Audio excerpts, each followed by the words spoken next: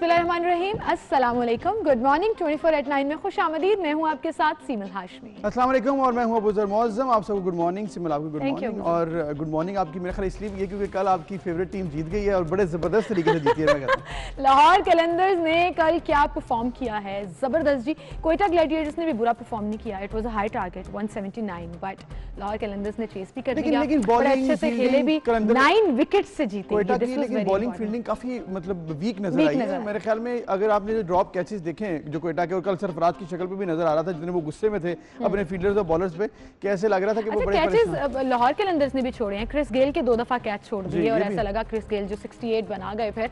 लेकिन it was overall an interesting match और थोड़ा सा लगा कि शायद लाहौर कलंदर्स के लिए चेस करना मुश्किल हो जाएगा क्योंकि everybody was focusing on their bowling side कि वो बड़ी स्ट्रांग है।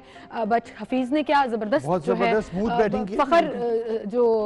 फखर जमान जो है उन्होंने बड़ा जबरदस्त खेला और बड़ा अच्छा परफॉर्म किया। सो एनीवेज जी, ये तो था कल का मैच और आज का मैच जो है वो भी टफ होने जा रहा है और मुल्तान सुल्तान्स और उसके साथ साथ जो है वो खेलेंगे, शाबर ज़ल्मी खेलेंगे। तो देखते हैं दोनों में से कौन जीतता है कौन हारता है, ये तो आज ही पता लगेगा। लेकिन पॉलिटिकल सिनेरियोज भी काफी पीक पर, उसमें भी कौन जीतता है कौन हारता है ये तो इलेक्शन के बाद भी नहीं पता लगता। इतने दिन हो जाते हैं रिजल्ट ही नहीं आता, और अगर रिजल्ट आ भी जाए तो उस पर तहफुजात आते हैं। मतलब ये ऐसी गेम है पॉलिटिक्स जिसमें हार जीत जो है ना वो दिल से तस्लीम नहीं की जाती। आज एक अहम समात होने जा रही है जी। इलेक्शन कमीशन NA-75 के हवाले से, फिर उसके साथ साथ नौशहरा के हवाले से भी एप्लीकेशन दायर कर दी गई है। इन तमाम चीजों पर हम बात करेंगे, लेकिन सबसे पहले टॉप स्टोरीज।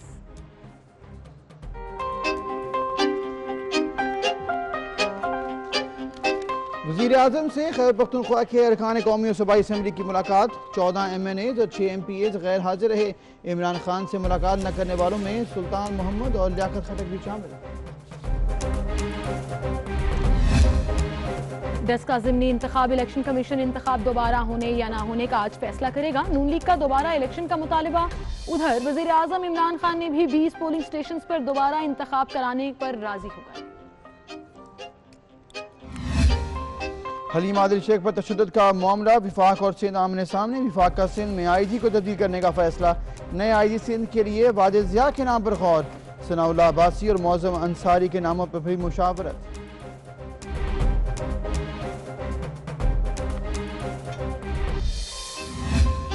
पाकिस्तान में कोरोना वायरस मजीद 41 जाने ले गया। हलाकतों की तादाद 12,658 हो गई। 24 घंटों में मजीद 1050 केसेस रिपोर्ट। एक्टिव केसेस की तादाद 24,483। ये थी हमारी टॉप स्टोरीज और बाकायदा आगाज करेंगे आज के प्रोग्राम का। तो सबसे पहले बात कर लेते हैं डस्का NA-75, जहां दोबारा इंतखाब होगा या नहीं, ये एक बड़ा सवाल है। इलेक्शन कमीशन आज फैसला सुनाएगा जी। 20 प्रिजाइडिंग ऑफिसर्स के गायब होने पर नतीजा भी रोक दिया गया। बिल्कुल, और नून लीग का दोबारा इलेक्शन का मुतालबा भी सामने आया है। शाहिद खाकान अब्बासी कहते हैं कि नून लीग इलेक्शन जीत चुकी है, केस की समाअत बराह रास्त दिखाई जाए। अब ये भी क्या पॉसिबल है या नहीं है ये भी देखना होगा। जबकि वज़ीर आज़म ने PTI उम्मीदवारों को 20 पोलिंग स्टेशन पर रीपोलिंग की दरखास्त देने की हिदायत भी की। और कल उन्होंने ट्वीट पर कहा है कि इल्जामात लग रहे हैं तो बेहतर यही है कि आप इन पोलिंग स्टेशन में जिनमें मसाइल हैं उसके लिए दोबारा रीपोलिंग की एप्लीकेशन दे दें। और उन्होंने ये भी कहा कि हम हमेशा शफाफ और आजादाना इलेक्शन की हिमायत की है। ऑपोजिशन ने गैर जरूरी रोना धोना मचाया हुआ है। अगर गैर जरूरी रोना धोना मचाया हुआ है तो फिर अबूजर 20 पोलिंग स्टेशन में भी रिकाउंट की एप्लीकेशन आपकी तरफ से क्यों दी जा रही है? दैट मीन्स कि आप एक्सेप्ट कर रहे हैं कि दोनों एंड से जो है वो प्रॉब्लम चली है। अब इसके साथ साथ आप ये भी देखिए कि कल से ये जो इमरान खान साहब ने ट्वीट किया कि हम भी एप्लीकेशन देंगे, इलेक्शन कमीशन आज समाअत करेगा। और मरियम नवाज भी अपने ट्विटर हैंडल के ऊपर बेशुमार वीडियोस जो हैं वो मुख्तलिफ पोलिंग स्टेशन की शेयर भी कर रही हैं कि वहां पर क्या क्या किस किस तरीके से प्रॉब्लम्स जो है वो क्रिएट की गई वोटर्स के लिए। इन तमाम सिनेरियोज पर हम बात करेंगे। एक्स सेक्रेटरी इलेक्शन कमीशन कमर दिलशाद हमारे साथ मौजूद हैं, उन्हें हम खुशामदीद कहेंगे। अस्सलाम वालेकुम sir, a very good morning to you. वालेकुम सलाम। कमर दिलशाद साहब, बहुत शुक्रिया वक्त देने के लिए। जैसे कि हम गुफ्तगू कर रहे हैं इस वक्त स्पेसिफिकली अगर हम डस्का इलेक्शन की बात करें जो कि ज़िमनी इलेक्शन हुआ, लेकिन ऐसे लगा कि तहफ़्फ़ुज़ात जो हैं वो दूर नहीं हुए क्योंकि समाअत अभी भी जारी है। आज फैसला होने जा रहा है कि क्या हो सकता है। आप ये बताइएगा कानून के मुताबिक जो आपकी एक्सपीरियंस है उसमें क्या क्या पॉसिबिलिटीज़ हैं पोलिंग स्टेशन में जिनमें मसाइल थे उनकी रीपोलिंग या ओवरऑल री इलेक्शन भी हो सकता है इस हल्के में? देखो जी, इलेक्शन कमीशन ऑफ पाकिस्तान ने जो फैसला किया है उन्होंने ये अपना सूबाई हुकूमत पर अदम एतमाद कर दिया।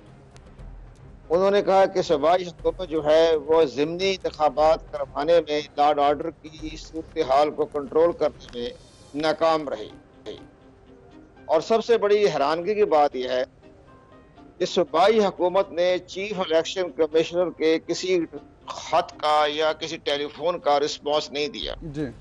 अब ये देखें कि पाकिस्तान की सबसे बड़ी अहम शख्सियत चीफ इलेक्शन कमिश्नर, जिसको आईनी और कानूनी तौर पर मुकम्मल तहफ़्फ़ुज़ हासिल हैं, उनके टेलीफोन को आईजी पंजाब ने अटेंड नहीं किया। राइट। और इसी तरह चीफ सेक्रेटरी पंजाब ने भी उनकी राय पर मामूली सा असर दिया कि रात को 3 बजे हाँ जी हम देख रहे हैं। इसके बाद चीफ सेक्रेटरी ने कोई रिपोर्ट पेश नहीं की कि 20 प्रिजाइडिंग ऑफिसर अगवा हो गए हैं, गायब हो गए हैं, तो ये कहाँ चले गए, तो उनके बारे में चीफ सेक्रेटरी ने उनको कोई ब्रीफ नहीं किया। इसका अंदाजा ये हुआ कि बाई इलेक्शन में तो हमेशा गड़बड़ भी होती है, धांधली भी होती है, बेकायदगियां भी होती रहती हैं, इलेक्शन का हमारी हिस्ट्री बताती है जी। लेकिन ये पहली दफा ऐसा हुआ कि चीफ इलेक्शन कमिश्नर, जो उसका स्टेटस जो है वो सुप्रीम कोर्ट के जज के बराबर है, तो उनकी किसी बात पर अहमियत न देना, तो ये सूबाई हुकूमत की मुजरमाना हरकत हम कहेंगे। और अब चीफ इलेक्शन कमीशन के अपने सवाबदीद पर इख्तियार तो बेपनाह हैं। आइन का आर्टिकल 220 के तहत इलेक्शन कमीशन के जब बाई इलेक्शन होते हैं या इलेक्शन होते हैं, तो तमाम वफाकी और सूबाई इदारे जो हैं वो इलेक्शन कमीशन के मतहत हो जाते हैं। तमाम इदारे, इसमें ISI भी, MI, तमाम इदारे। अब ये बताइए, इतने बड़े इख्तियारात रखने के बावजूद चीफ सेक्रेटरी की चश्मपोशी करना जो है, तो ये किसकी मुजरमाना हरकत है, किसने उनको मुजरमाना तौर पर खामोश किया। अब चीफ इलेक्शन कमिश्नर ने आज फैसला करना है। ये ठीक है कि 20-22 पोलिंग स्टेशनों पर आज सरे 9 भी इंतखाब होने के इम्कानात मौजूद हैं, क्योंकि प्रिजाइडिंग ऑफिसरों ने अपनी रिपोर्ट पेश कर दी है। प्रिजाइडिंग ऑफिसरों, हाँ, उसकी रिपोर्ट की रोशनी में नजर ये आ रहा है कि उनको कोई पार्टी के जो खास हमदर्द हैं या पुलिस है या कोई किसके बारे में नाम आ रहा है, वो उन्हें रात को फार्म हाउस ले गए और वहां उनको सुबह 6 बजे तक रखा। ये सारी चीजें नजर आ रही हैं। ये बहुत बड़ा फैसला आने वाला है। कंवर साहब, आप 20 पोलिंग स्टेशंस का जिक्र कर रहे हैं। नून लीग की तरफ से तो ये दरख्वास्त की गई है कि पूरे का पूरा इलेक्शन ही दोबारा होना चाहिए, क्योंकि जहां पर प्रिजाइडिंग ऑफिसर अगर गायब नहीं हुए या मुअम्मा इस तरह से नहीं बना, वहां पर वोटिंग रोकी गई। बहुत सी ऐसी फुटेजेस जो है वो नून लीग पेश भी कर रही है अपने ऑफिशियल प्लेटफॉर्म से, जहां पर लोगों को रोका गया, लंबी लंबी क्यूज लगी हैं, लेकिन वोट कास्ट नहीं करने दिया गया। तो वो तो कहते हैं कि हर पोलिंग स्टेशन के ऊपर ही कुछ ना कुछ गड़बड़ की गई है। ये दुरुस्त है।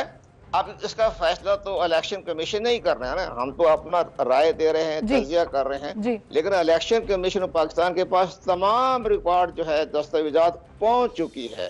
और इसका सबसे बड़ा फैसला जो है इलेक्शन कमीशन ने आज करना है। दोनों उम्मीदवार मौजूद है। प्राइम मिनिस्टर साहब ने भी कह दिया अपने उम्मीदवार को कि भी वो आप 20 पोलिंग स्टेशनों पर इंतखाब कराने की तजवीज जो है खुद ही पेश कर दें। इसका मतलब है हुकूमत भी अपने मामले में पीछे हट गई है, कोई जिद नहीं कर रही, लेकिन पूरे हलके का इंतखाब करवाने की जो है वो फैसला इलेक्शन कमीशन पाकिस्तान ने करना है, हक़ाइक़ देखने। सियासी पार्टियां तो हर तरह के इस तरह के इल्जामात लगाना, फुटेज बनाना, ये उनके मामलात होते हैं, लेकिन क्या इन फुटेजेस की कोई अहमियत होती है इंक्वायरी के दौरान? बाकायदा आज अभी तकरीबन 10 बजे इजलास हो रहा है इलेक्शन कमीशन का। और एक आप देखें, बड़े हैरानगी की बात यह है, मुझे हैरानगी हो रही है कि IG पंजाब ने अभी तक इलेक्शन कमीशन पाकिस्तान ने जो रिपोर्ट मांगी, भी क्या वाकया हुआ है बाई इलेक्शन के मौके पर प्रिजाइडिंग ऑफिसरों के लॉ एंड ऑर्डर की क्या सूरत थी, उन्होंने अभी तक जवाब दाखिल नहीं करवाया। अब उसकी हट दर्मी समझ लें या उसके पीछे कोई बहुत बड़ी ऐसी शख्सियत मौजूद है जो उसको समझती है, लेकिन उसको ये नहीं पता कि इलेक्शन कमीशन के इख्तियार बेपरा समंदर है, वो जब बरतरफ भी कर सकते हैं, जेल भी भेज सकते हैं। इसके ऊपर इन्वेस्टिगेशन होनी चाहिए। 220 की खिलाफ वर्जी पर आपकी बात बिल्कुल ठीक है। भेज सकता है। आपकी बात बिल्कुल ठीक है, इस पर इन्वेस्टिगेशन होनी चाहिए, लेकिन अब मामला जो है इन्वेस्टिगेशन तो अपनी तरफ है, जो अब हालात हैं और जो इस वक्त सिचुएशन है, अब इलेक्शन कमीशन जो डोमेन है हम उसकी बात कर रहे हैं कि क्या ये पॉसिबिलिटी है कानूनी, अगर सूरत हाल देखी जाए कि अब 3 मार्च को सेनेट का इलेक्शन है, आज 23 फरवरी हो चुकी है, दिन कम रह गए हैं, क्या ये पॉसिबिलिटी होगी या फिर ये डिले हो सकता है, मामला किस तरफ जा सकता है कि सिर्फ कानून को हम देखें? तो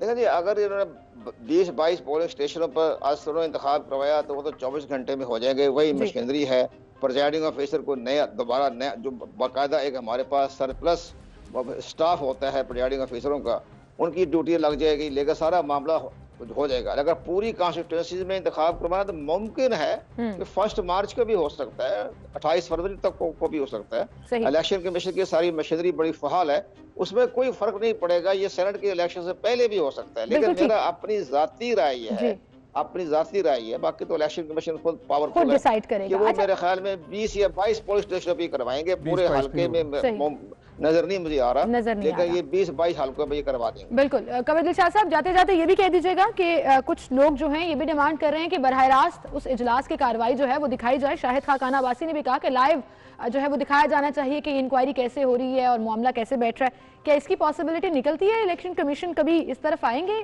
लाइव बरह रास्त जो इजलास चल रहा है उसकी नशरियात दिखाने के लिए? इलेक्शन कमीशन के कोर्ट रूम में सारी कार्रवाई हो रही है, तमाम जो है आपके मीडिया पर्सन इन पर्सन बैठे हुए हैं, लेकिन लाइव प्रोग्राम कभी भी अदालती कार्रवाई पर नहीं दिखाई जाती। इलेक्शन कमीशन का वही स्टेटस है जो सुप्रीम कोर्ट ऑफ पाकिस्तान का फोरम है या डेकोरम है।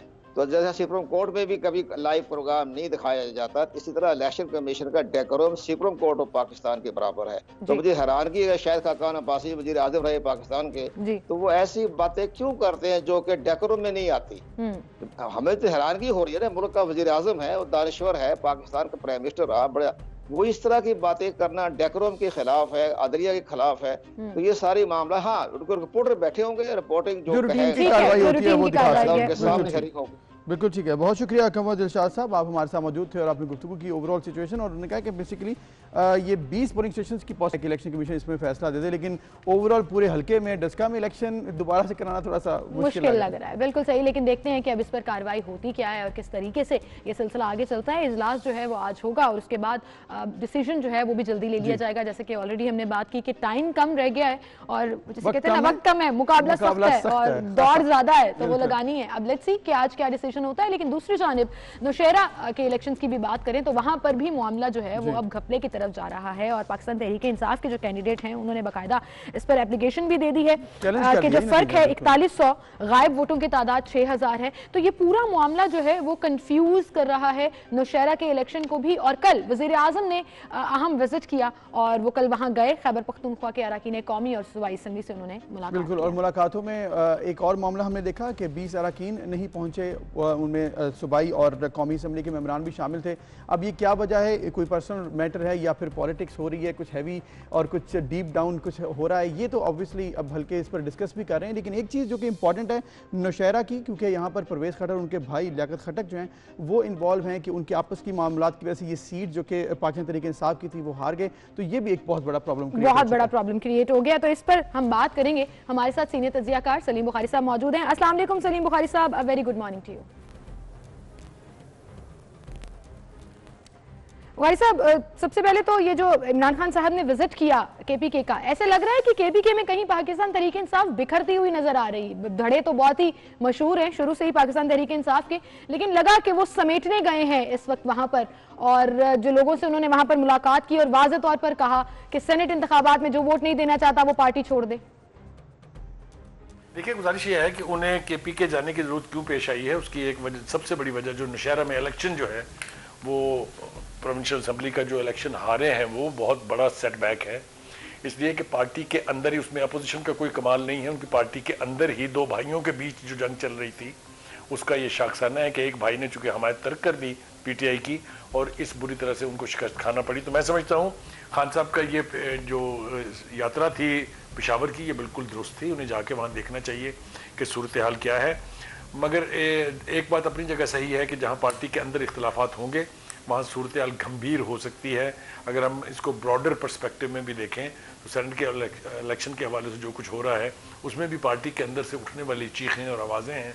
तो इस एतबार से मेरे ख्याल से उन्होंने वहाँ जाके खुद लोगों की बातें सुनी होंगी, उनके एतराज़ात और उनके जो भी रिजर्वेशंस हैं वो सुनी होंगी, और ये मैं समझता हूँ कि एक अच्छा इकदाम है उनकी तरफ से। बिल्कुल ठीक है, बिल्कुल ठीक है बुखारी साहब, आपकी बात बिल्कुल वजह कि ये इस वक्त वज़ीर-ए-आज़म रिकन्सिलेशन की तरफ जा रहे हैं, लेकिन इस रिकन्सिलेशन के प्रोसेस में एक और हमने बड़ा डेंट कल देखा है जिस पर बात भी हो रही है कि 20 अरकान असम्बली सूबाई और कौमी असम्बली के जो मेम्बरान हैं वो कल इजलास में शरीक नहीं थे। इसके कितनी बड़ा इम्पैक्ट हो सकता है जो पॉलिटिक्स है और आइंदा आने वाले सेनेट के इलेक्शन में?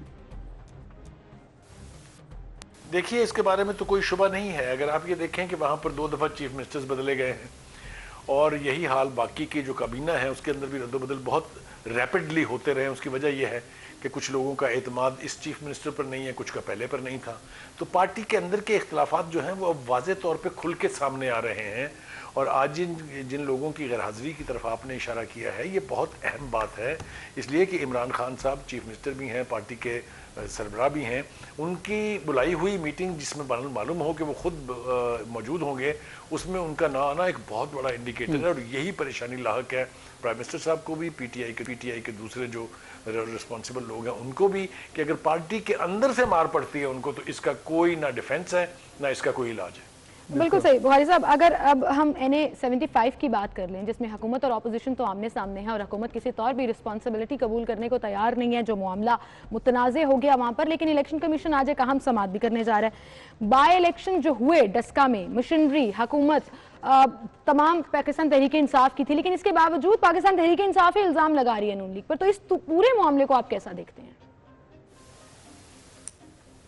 देखिए, जहाँ तक आपने डस्का के इलेक्शन का सवाल उठाया है ये बहुत ही अहम सवाल है। डस्का में क्या हुआ ये तो हम सब ने इमेजेस के तौर पर टीवी की स्क्रीन्स पर देख लिया है, लेकिन उसकी जिम्मेदारी किसने लेनी है इसके हवाले से मैं 2-3-4 बातें अर्ज करना चाहता हूँ। पहली बात तो यह है, जिम्मेदारी थी सूबाई हुकूमत की, ये जिम्मेदारी थी मकामी इंतजामिया की, ये जिम्मेदारी थी इलेक्शन कमीशन की, और चूंकि इलेक्शन कमीशन एक रियासती अदारा है लिहाजा ये जिम्मेदारी थी मरकजी हुकूमत की। अब किसने कितनी जिम्मेदारी निभाई है कि बिल्कुल निडर अंदाज से, जिस तरह पुराना दौर था जब टेररिज्म यहाँ अपने अरूज पर थी, लोग गोलियां बरसाते हुए एक हाथ से गन भी थामी हुई है उसी हाथ से ट्रिगर भी दबा रहे हैं, ये कौन लोग हैं, ये कहाँ के ट्रेंड लोग थे? और फिर किसी ने पूछा नहीं है। उस पूरे रूट पर जिस पर वो दंदनाते फिर रहे हैं आपको पुलिस नाम की कोई चीज़ मिलेगी नहीं। तो ये कैसे होता है? ये अमला जो है 20 आदमियों का कैसे गायब हो जाता है? वो कैसी धुंध थी कि दूर दराज इलाकों के तो रिजल्ट पहुंच गए लेकिन उन चंद इलाकों के जो हैं वो रिजल्ट ना पहुंच सके। ये सारा कुछ जो है ये मंजरनामा ये एक बहुत नेगेटिव रिफ्लेक्शन है पंजाब हुकूमत पे, इलेक्शन कमीशन पे, मकामी इंतजामिया पे। लिहाजा मैं तवक्को करता हूँ कि इलेक्शन कमीशन जिस तरह से उन्होंने रिपोर्ट मंगाई हुई और कल आपने हवाला दिया कि उसकी प्रोसीडिंग्स भी हैं, हकायक को सामने रखेंगे। इलेक्शन कमीशन को चाहिए कि ये एक मौका है उसके पास अपनी गैर जानिबदारी साबित करने का, और अगर इसमें डंडी मारी गई तो लोगों का फेथ जिस तरह नैब से उठ गया है, चूंकि नैब भी तो एक रियासती अदारा है ना और उसको भी तो अपनी मर्जी से इस्तेमाल किया जा रहा है, तो तासुर ये उभरेगा कि इलेक्शन कमीशन को भी शायद मरकजी हुकूमत अपनी मर्जी से इस्तेमाल कर रही है।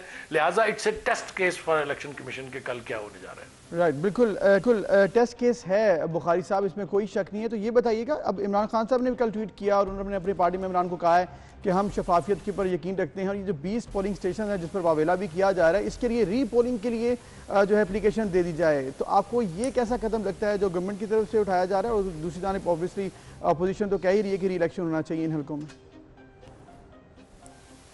देखिए, इसके लिए आपको थोड़ा सा सिनारियो पूरा जो है वो देखना पड़ेगा। आप देखें जो इलेक्शन के रिजल्ट होते हैं 6 बजे के बाद जिसको मीडिया देना शुरू करता है, खासतौर से इलेक्ट्रॉनिक मीडिया, उसके अंदर आपको ट्रेंड्स वाजे मिलेंगे कि कौन जीत रहा था, मार्जिन कितना था, इसको आप छोड़ दें। 2-3 बातें इस हवाले से बहुत अहम है। एक तो ये कि जिन तमाम इलाकों में वो पोलिंग हुई, चाहे वो सिंध में थी बाई इलेक्शन की, चाहे वो KPK में थी बाई इलेक्शन की, चाहे वो पंजाब में थी, तो टर्नआउट जो है रवायत के मुताबिक ज़मीनी इलेक्शन में 30 to 40% होता है, और यही था तमाम हल्कों में जो टर्नआउट है वो 30 to 40% है। लेकिन वो 20 हल्के जो कंट्रोवर्शियल है वहां वो 80 से 90 तक पहुंच जाता है। ये मुआवजा कैसे हुआ, किसने किया, ये सवालिया निशान बहुत अपनी जगह मौजूद है। जहां तक इमरान खान साहब के ट्वीट का ताल्लुक है, मैं समझता हूं ये एक बहुत आसान इनिशिएटिव है क्योंकि उनकी पार्टी के जितने रहनुमाओं को हमने सुना, चाहे वो शिबली फराज थे, चाहे वो फवाद चौधरी थे, चाहे फयाजुल हसन चौहान थे, चाहे वो फिरदौस आशिक अवान थी, वो तो ये कह रहे हैं कि जी हमारा तो कैंडिडेट जीत गया है, हमें तो रिजल्ट चाहिए। और प्राइम मिनिस्टर ये कह रहे हैं कि नहीं, उन 20 हल्कों में इलेक्शन दोबारा करा लें, इसलिए कि प्राइम मिनिस्टर साहब को अपनी तमाम तर एजेंसीज जो उनकी कमांड में हैं उनसे ये रिपोर्ट्स तो मिली होंगी कि वहाँ हुआ क्या। और मैं समझता हूँ ये बहुत बड़ा इनिशिएटिव है इमरान खान साहब का कि वो अगर उन 20 हल्कों में दोबारा पोलिंग के लिए अपने कैंडिडेट से इनिशिएट करवा देते हैं या इलेक्शन कमीशन जो है उनकी तजवीज़ मान के कर देता है, तो that will be in all fairness, तो सूरत हाल बिल्कुल वाजे हो जाएगी। बिल्कुल सही, सूरत हाल बिल्कुल वाजे हो जाएगी। लेकिन एक और सूरत हाल वाजे कर दीजिएगा बुखारी साहब कि अगर हम बाई इलेक्शंस का जिक्र करें, जिसमें नौशहरा का जिक्र कर लें, वजीराबाद का जिक्र कर लें, सिंध में सांगड़ मलीर का जिक्र कर लें, थरपारकर का जिक्र कर लें, 2018 के कंपैरिजन में पाकिस्तान तहरीक इंसाफ को कम वोट पड़े हैं। जनरली ये सोचा जाता है जिसकी हुकूमत है उसी का इलेक्शन जो है वो बाय होगा। अब इस पूरे सिनेरियो को आप किस तरह से देखते हैं कि पाकिस्तान तहरीक इंसाफ की पॉपुलैरिटी कम हुई है या इसका रिफ्लेक्शन सेनेट इंतखाबात पे पड़ेगा?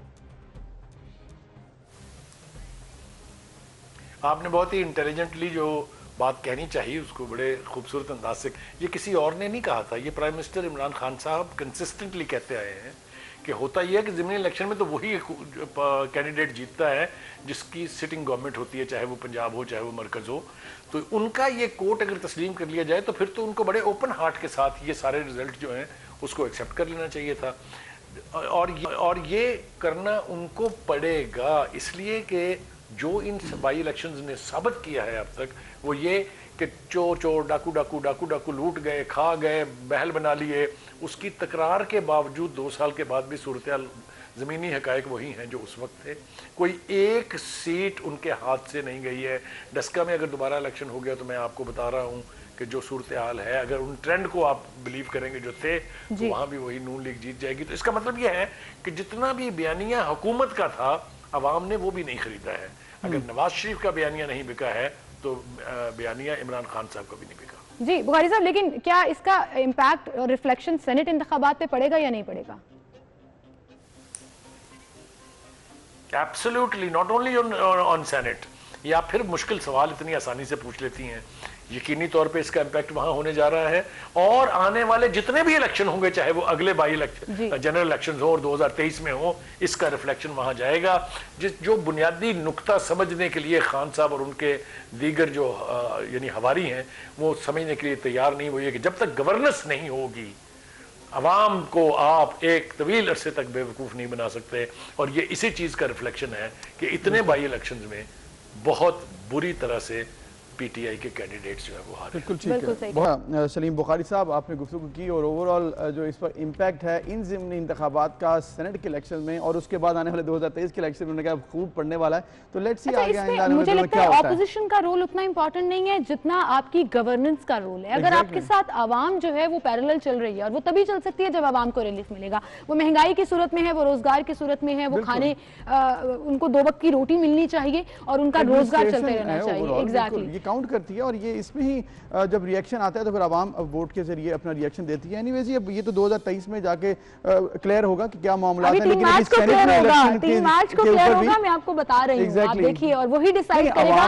कि वोट ऑफ नो कॉन्फिडेंस उन्होंने लाना है या नहीं। आवाम ने तो वोट देखें 2023 में देना ना, ये तो सेनेट के इलेक्शन है, ये तो मेंबरान ने और भी बड़ा कुछ होता है वोट देने के लिए। लोग अगर जमीर के ऊपर जाएंगे या किताबों के ऊपर जाएंगे तो अब उधर मामला बड़ा ऊपर नीचे हो सकता है। सेनेट के इलेक्शन में तो बहुत कुछ होता है, ये गड़बड़ जो है ये मुझे लगता है सबसे ज्यादा नजर आएगी। सेनेट के इलेक्शन वो रिफ्लेक्ट नहीं करते जो आवाम की वोटिंग रिफ्लेक्ट करती है, अगर वो सही तरीके से काउंट भी हो जाए। और उसके बाद ये आपने अपने सवाल में खुद ही जवाब दे दिया, मुझे काउंटर करने की जरूरत नहीं है। लेकिन फिलहाल आपको ये बताएंगे कि वजीर आजम आज 2 रोजा दौरे पर श्रीलंका पहुंचेंगे और आज श्रीलंकन हम मनसब से उनकी मुलाकात भी है और वफूद की सतह पर ये मुज़ाकरात किए जाएंगे। अहम दौरा जी, वज़ीर आज़म कल श्रीलंकन सदर से मुलाकात भी करेंगे और ट्रेड एंड इन्वेस्टमेंट फोरम से उन्होंने खिताब भी करना है। तो ये इंपॉर्टेंट दौरा है। श्रीलंका के साथ हमारे बड़े अच्छे ताल्लुकात हैं पाकिस्तान की गवर्नमेंट के, और हमेशा से बड़े पाकिस्तान ने सपोर्ट किया है श्रीलंका को। श्रीलंका ने पाकिस्तान के लिए हमेशा से साथ निभाया जहाँ पर जरूरत पड़ी है। तो ये अगर दौरा इंपॉर्टेंट है, अगर पाकिस्तान इसके ऊपर कुछ फायदा हासिल कर सके। ट्रेड एंड इन्वेस्टमेंट का हम जिक्र कर रहे हैं, लेकिन कल के जो अदाद-ओ-शुमार है उसमें गैर मुल्की इन्वेस्टमेंट की रेशो गई है 3.8 पर आ गई है। आई थिंक वो भी रीथिंक करने की जरूरत है। उन तमाम इकोनॉमिस्ट को और उन तमाम हुकूमती मशीनरी को, टेक्नोक्रेट्स को जो इकोनॉमी को देख रहे हैं, तो उनके लिए एक बड़ा सवालिया निशान तो ये है ही कि कि 3.8 के ऊपर सरमाकारी की रेशो कैसे आ गई, जबकि आप दावे ये कर रहे थे कि by the end of this financial year हमारी जो मईशत है वो स्टेबल होगी, बट इंडिकेटर्स जो है वो फिर नेगेटिव, बिल्कुल अब फिर नेगेटिविटी की तरफ जा रहे हैं। तो उम्मीद हम ये करते हैं कि ये जो दौरा है इससे भी फायदा होगा और आइंदा आने वाले दिनों में भी इन्वेस्टमेंट मजीद आएगी पाकिस्तान में, सिर्फ रेमिटेंसेस की शक्ल में नहीं लेकिन FDI फॉरेन डायरेक्ट इन्वेस्टमेंट की शक्ल में पाकिस्तान में इन्वेस्टमेंट आनी चाहिए, जो कि इन्वेस्टर्स करते हैं, असल में पाकिस्तान की वो जीत होगी। अच्छा, मुझे बड़ी उम्मीद है रोशन डिजिटल अकाउंट से, और मुझे लग रहा है कि लोग उससे अपना फायदा भी सोचेंगे और हुकूमत को भी सपोर्ट मिलेगी। तो हम मिलकर दुआ कर लेते हैं कि वो जो है वो जरूर कामयाब हो जाए, क्योंकि in the end of the day फायदा पाकिस्तान का, इसमें कोई शक नहीं है। और इसी के साथ एक और खबर आपके साथ शेयर करेंगे। कल DGISPR major general Babar Iftikhar ने प्रेस कॉन्फ्रेंस की। ऑपरेशन रद्दुल फसाद को 4 साल मुकम्मल हो गए। इस ऑपरेशन के अहम हदाफ में आवाम का रियासत पर एतमाद बहाल करना। बिल्कुल, और अल्हम्दुलिल्लाह ये बड़े ज़बरदस्त और कामयाबी से जारी है। अहदाफ में दहशतगर्दों का खात्मा शामिल था और मेजर जनरल बाबर इफ्तिखार ने यह भी कहा कि ऑपरेशन रद्दुल फसाद 22 फरवरी 2017 को जो शुरू किया गया उसके लिए मुख्तलिफ ये पूरे मुल्क में अमन के लिए था। इसका जो टारगेट था, अहम अहदाफ में आवाम का रियासत पर एतमाद बहाल करना और इसमें दहशतगर्दों का खात्मा शामिल था। बिल्कुल, और इसका बुनियादी महवर आवाम है और उस वक्त ये शुरू किया गया था जब दहशतगर्दों का तूलो अर्ज में पनाह लेने की कोशिश की गई और आम शहरियों, बच्चों और ख़वातीन को निशाना बनाया गया। अगर हम बात करें करीबन 1 डेकेड पहले की, तो सिचुएशन बहुत ख़राब थी। फिर आहिस्ता आहिस्ता हमने वो गैप कवर करना शुरू किए, डिफरेंट ऑपरेशन शुरू किए और ऑपरेशन रद्दुल फसाद was the final operation of that target, जिसमें हमने ना सिर्फ वो टारगेट अचीव किया कि अपनी कंट्री में हम पीस लेकर आए और वो पीस सिविल एरियाज में लेकर आए। जब हमने ये देखा कि हमारे शहरों को निशाना बनाया जा रहा था, तो ना सिर्फ हमारी फौज ने सरहदों की हिफाजत की बल्कि मुल्क के अंदर भी अपना एक बड़ा इंपॉर्टेंट रोल प्ले। बिल्कुल, और इसमें हमने जब देखा कि 3 जो बुनियादी निकात थे, उन निकात को अचीव करना जरूरी था, जिसमें रियासत की सवाबदीद हो, ताकत का इस्तेमाल, ऑपरेशन का मकसद मौसर बॉर्डर मैनेजमेंट जो कि बड़ी जरूरी है ईस्ट और वेस्ट, नॉर्थ और साउथ में, और इसके अलावा मुल्क भर में दहशतगर्दों की सपोर्ट बेस का खात्मा। तो अल्हम्दुलिल्लाह इन तीनों जो हमारे टारगेट्स थे इस पर उन्होंने कहा कि काम भी हो रहा है और आइंदा आने वाले दिनों में मजीद काम भी होगा। जो कमी बेशी रह गई है उसको भी इंशाल्लाह जल्द दूर कर लिया बिल्कुल जल्द दूर कर लिया जाएगा और इस तमाम चीज़ को मेक श्योर किया जाएगा कि आइंदा आने वाले सालों में भी पाकिस्तान है कंटिन्यू रखा जाए और मुल्क की हिफाजत के लिए अपना किरदार हमारी पाक फोर्सेस जो अदा कर रही हैं वो तो करती रहेंगी, लेकिन हम जो है वो उन्हें खराज तहसीन पेश करते रहेंगे। बिल्कुल, इसमें कोई शक नहीं है। हमें एक ब्रेक लेनी है, फिर मिलते हैं।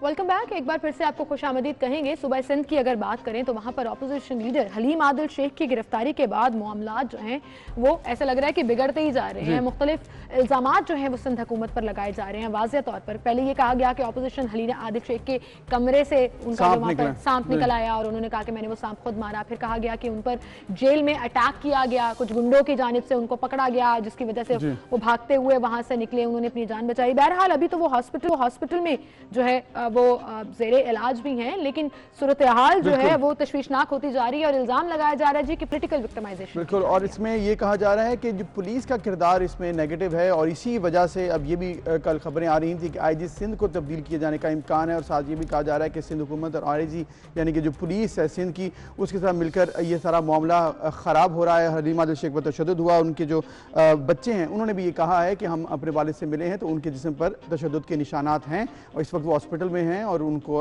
हार्ट का एक डिजीज़ है जिसकी वजह से वो इस वक्त हॉस्पिटल में ट्रीटमेंट करवा रहे हैं। तो ये सारा मामला इंतहाई परेशान कुन होता जा रहा है गवर्नमेंट के लिए भी और सूबाई हुकूमत के लिए भी। सूबाई हुकूमत के लिए भी, और सूबाई हुकूमत ने इस पर वाज़ेह जवाब भी दिया। कल मुर्तज़ा वहाब ने प्रेस कॉन्फ्रेंस भी की। सिंध हुकूमत कहाँ स्टैंड कर रही है इस तमाम चीज़ के ऊपर, इस पर हम बात करेंगे। सेनेटर सहर कामरान साहिबा हमारे साथ मौजूद है। अस्सलाम वालेकुम सेनेटर साहिबा।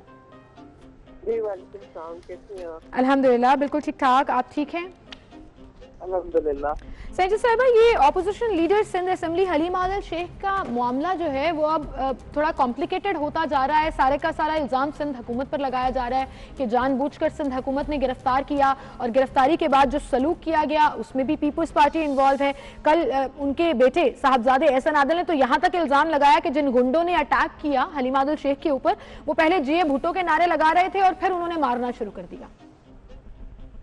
देखिए, जो लोग हलीम आदिल शेख साहब को जानते हैं, उनकी शख्सियत से वाकिफ हैं, उनके संस देखते रहते हैं, वो तो मेरे ख्याल में उनके लिए ये सारी बातें बेमायने हैं।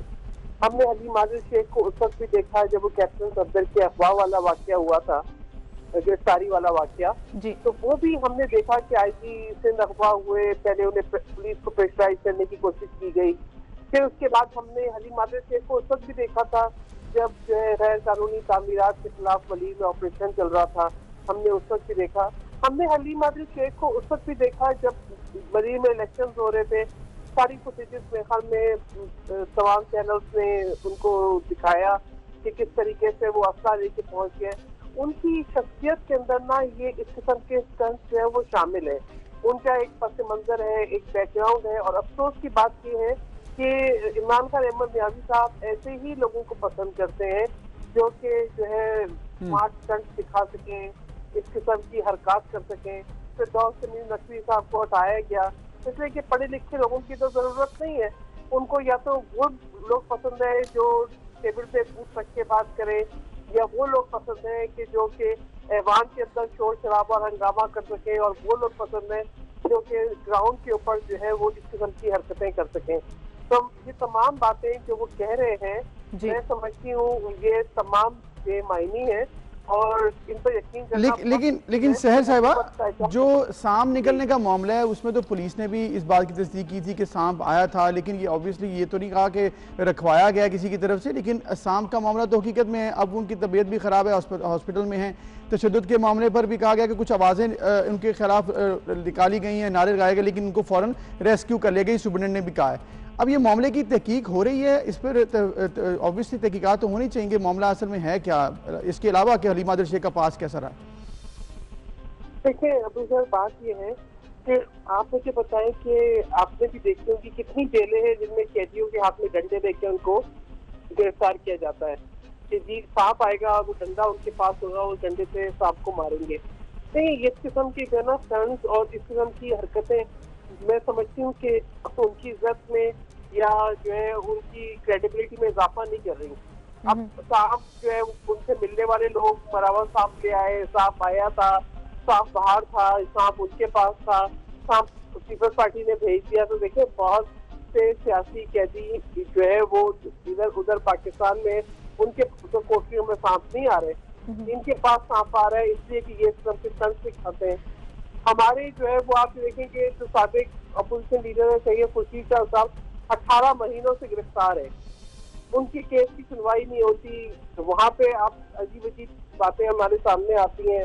तो ये मतलब मैं नहीं समझती कि इस किस्म की जो है ना स्टंट करने से हलीम आदिल शेख की जो गलतियां हैं, जो उन्होंने फायरिंग की है, जो उन्होंने हंगामे किए हैं, जो उन्होंने अमन में खलल डाला है, उसको नजरअंदाज किया जा सकता है। बाकी जो ये कहते हैं कि आईजी पुलिस को चेंज करना है, तो आप ये देखें ना कि वो वजीर आजम जो कि बहनोई का प्लॉट ना मिले तो 6 आईजी पुलिस सीसीपीओ चेंज कर देता है, उनसे क्या बहीद है।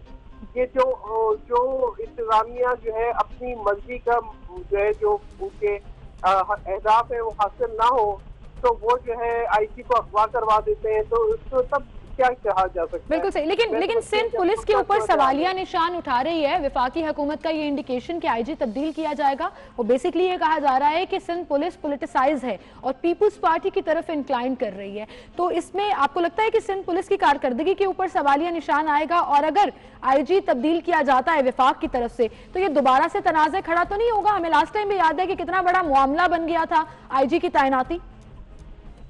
देखिए बात यह है कि क्यों इतनी नर्वस और इतनी बुखलाई हुई है वफाकी हुकूमत अपनी शिकस्त से।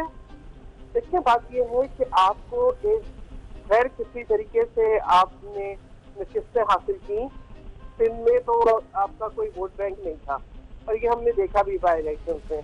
और अब इस किस्म के जो है एक सूबे के अंदर कभी उनके अस्पतालों पे कब्जा करना, कभी आईजी पुलिस को अगवा करना, कभी आईजी पुलिस को तब्दील करना, क्यों जो है पाकिस्तान के अंदर पोलराइजेशन बढ़ा रहे हैं?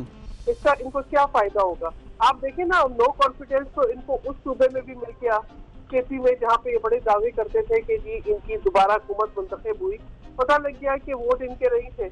अगर जो है खुल्लम खुल्ला जो है 30 अरकान जो है वो असेंबली के जो है जिस वो ना आए, 14 नेशनल असेंबली के और 6 सूबाई असेंबली के, तो नो कॉन्फिडेंस ही होता है ना, उसे क्या कहते हैं। और लेकिन अब सैर साहबा वो तो एक अलग जाने मामला है, इलेक्शन कमीशन का धांधली के इल्जाम, इलेक्शंस के रिजल्ट चैलेंज हो रहे हैं, लेकिन अब यहाँ पर जो आईजी पुलिस की कारकर्दगी चैलेंज हो रही है, अगर विफाकी हुकूमत, क्योंकि गवर्नर साहब ने तो खत भी लिख दिया है कि इनको चेंज किया जाए, अगर विफाकी हुकूमत कर देती है, सिंध के साथ मामला कन्फ्रंटेशन का आता है, तो सिंध इसको कैसे देखती है? सिंध हुकूमत जो है, सिंध इस हुकूमत का क्या रिएक्शन होने वाला है? देखिए, पहली बात यह है कि सिंध हुकूमत का असली मौके होना चाहिए।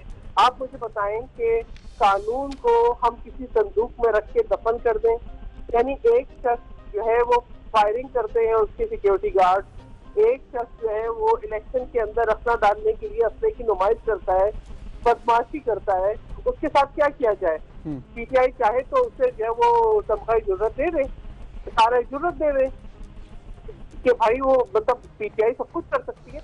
लेकिन आप मुझे बताएं कि कानून हरकत में ना आए। क्या आप चाहते थे कि वलीर में भी वही वाकया होता जो डक्का में हुआ है? क्या हम इंतजार करते हैं कि कीमती जानों का क्या हो? क्या जो है सिंध पुलिस और सूबाई हुकूमत को कानून की अमलदारी करनी चाहिए थी? अगर कानून की अमलदारी ना करते तो फिर कहते हैं कि जी यहाँ पे सूबाई हुकूमत नाकाम, जो इल्जाम लग रहा है पंजाब में, फिर यहाँ पे कहा जाता है कि जो है वो सिंध पुलिस नाकाम, इन्होंने अपना फर्ज अदा नहीं किया। अगर सिंध पुलिस जो है उसने अपना फर्ज अदा किया और एक ऐसे शख्स को जिसकी वीडियो फुटेजेस मौजूद है, जिसने अमन को तबाह करने की कोशिश की, जिसने असले की नुमाइश की, जिसने इससे पहले जो है वो रोड ब्लॉक की, जिसने उससे पहले जो है वो इसी तरीके की जो है वो डिमॉन्स्ट्रेशन गुंडागर्दी की, उसके खिलाफ उसे क्या किया जाए? सही। मैं कहती हूँ वफाकी हुकूमत चाहे तो भाई उसको दे दे सितारा जरूरत, लेकिन सिंध पुलिस ने वही किया जो उनका फर्ज था। बिल्कुल, सिंध पुलिस ने वही किया जो उनका फर्ज था। को और जो गवर्नर साहब की तरफ से कहा जा रहा है, गवर्नर सिंध की तरफ से कि पॉलिटिकल वाबस्तगियां हैं आईजी की, उसमें आप कह रही हैं कि कोई सदाकत नहीं है और पीटीआई के अरकान जो हैं वो कानून से बालातर नहीं है। बहुत शुक्रिया सेनेटर साहिबा, आप हमारे साथ मौजूद थी और बात आपकी बिल्कुल ठीक है, कानून से तो कुछ भी नहीं होता। मैं कल हैरान हुई थी जब हम पंजाब और NA-75 की बात कर रहे थे तो मुसरजम शेख चीमा साहिबा ने कहा कि लाइसेंस्ड असलहा तो आप दिखा सकते हैं, तो मैंने बड़ी मुश्किल से ऑन द शो अपनी हंसी रोकी, लेकिन हम बाद में काफी इस चीज पर हंस भी रहे थे कि ये कैसे पॉसिबल है, election commission does not allow that, और वैसे भी कानून में इजाजत नहीं है। जब आपसे पूछा जाए तो फिर आप दिखा देते हैं, हाँ जी मेरे पास ये लाइसेंस है, नुमाइश नहीं कर सकते, नुमाइश नहीं कर सकते, उसको लहरा नहीं सकते, यहाँ पर तो फायरिंग होती रही खुलेआम। नहीं वैसे ये सारा मामला, इस पर भी तहकीकात होनी चाहिए और जो सिंध में इस वक्त सिचुएशन अली मादिल शेख के ऊपर, इस पर भी तहकीकात होनी बड़ी जरूरी है। बिल्कुल, एक छोटी सी ब्रेक लेते हैं फिर हाजिर होंगे।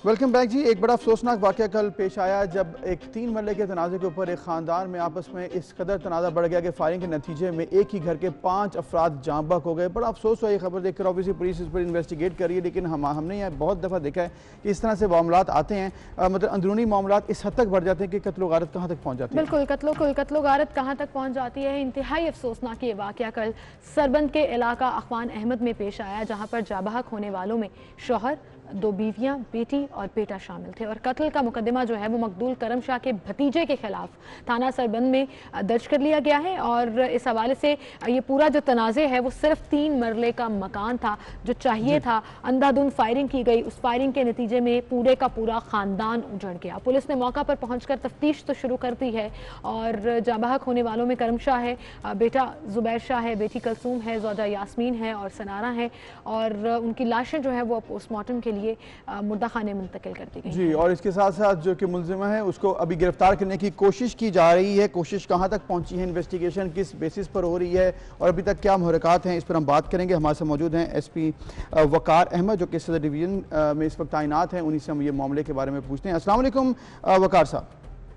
वालेकुम अस्सलाम जी, बहुत शुक्रिया जनाब, आपने वक्त दिया। ये बताइएगा इंतहाई अफसोसनाक जो वाक़या पेश आया सरबंद के इलाके में पेशावर के, ये मामला है क्या? 5 अफराद कत्ल हो गए, क्या अब तक तहकीकात हो सकी हैं?